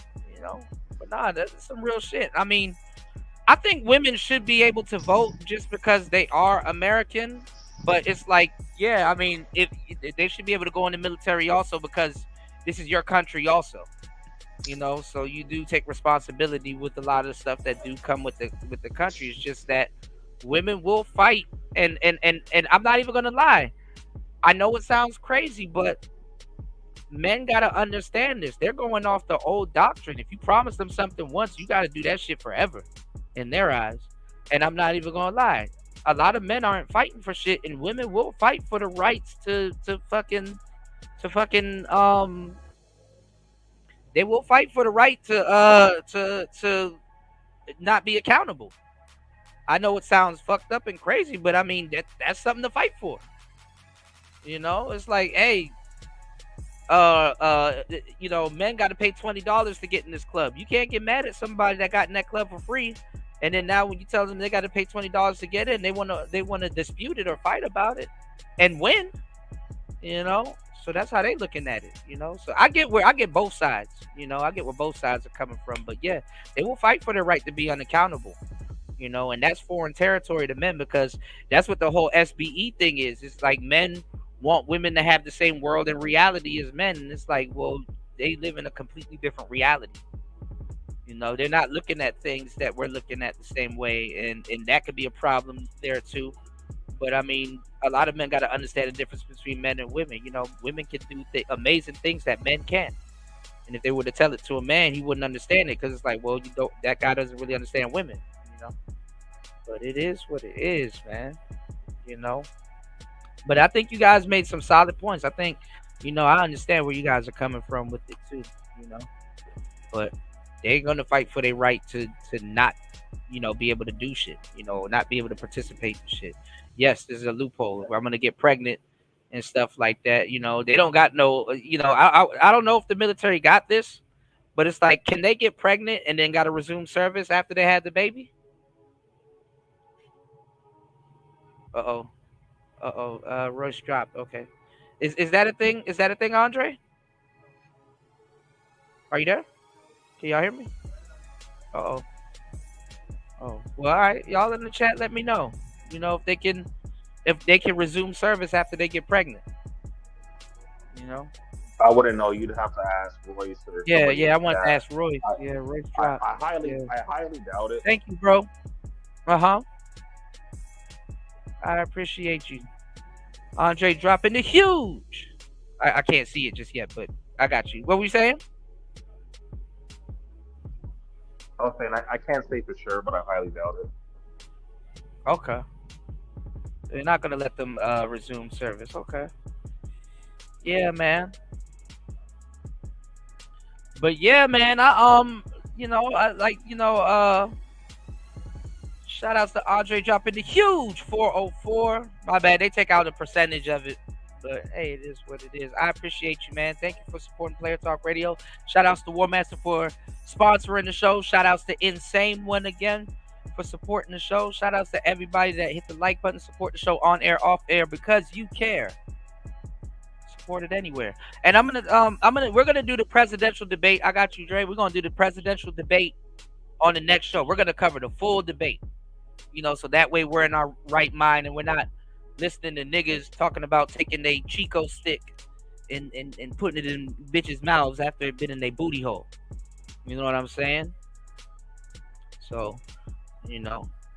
But I'm DJ Diddy though. Alright. Well, okay. You know. But watch, Dre, ain't nobody gonna say nothing about that. Ain't nobody gonna say a damn thing about that. You know, it's like, hey, what is that? You know? Ain't worried about my bio. I ain't never told y'all to do no shit like that. I ain't never told y'all to take your damn Chico stick. First of all, when have you ever heard DJ Kuda, the player as I am, tell y'all to go do some anal and then take that shit out, take that shit out of some woman's booty hole and try to put it in her mouth? Like, what are you on, bro? And then, but you talking about Diddy? Diddy? You would have been at the freak offs with Diddy, man. Hey, yo, woman. Hey, yo, he got to chill, bro. Somebody time War Master. I don't know. Chico stick in a chick's fun.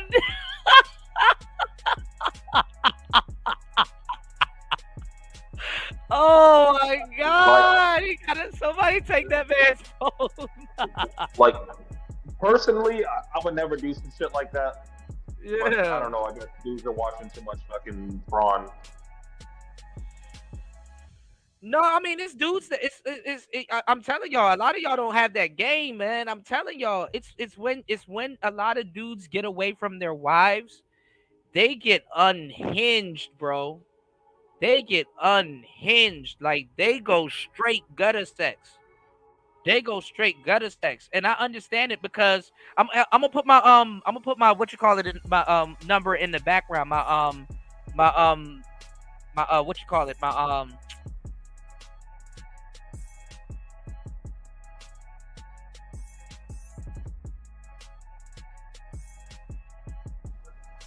You there?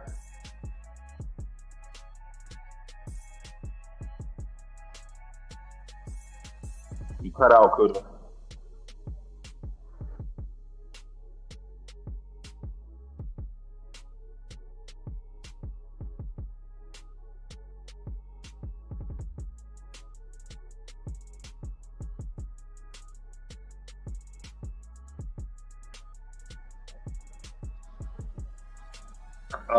Kuda, you cut out. Can't hear you unless it's just me.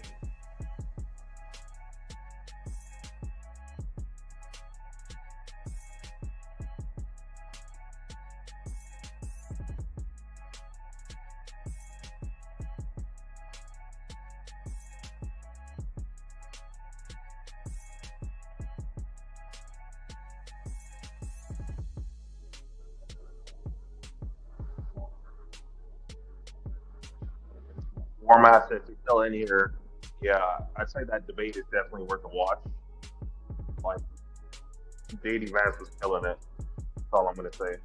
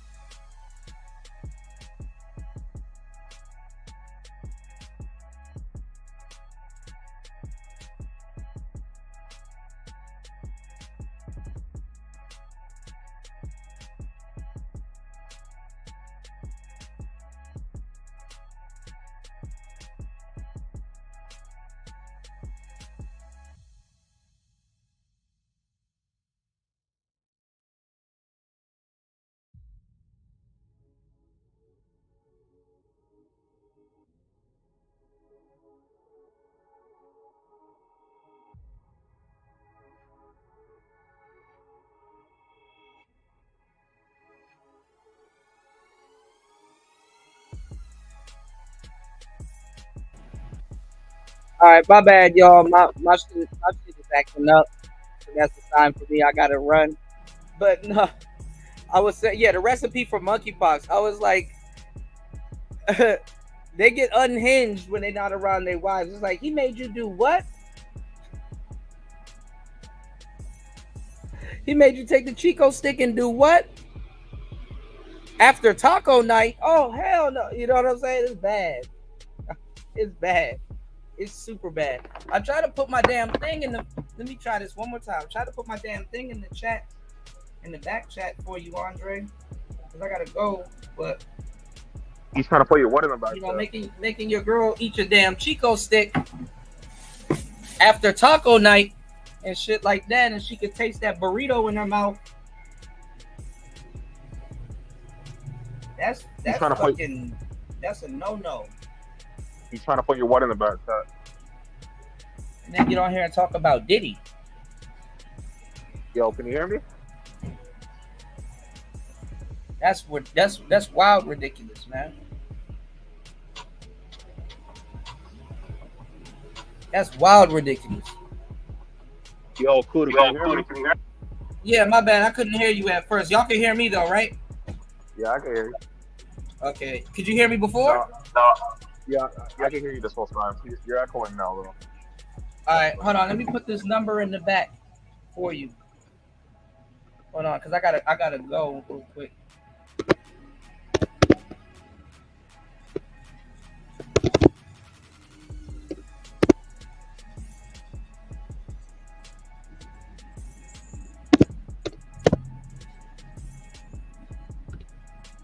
And then you should be able to see me. I come up as DJ Kuda.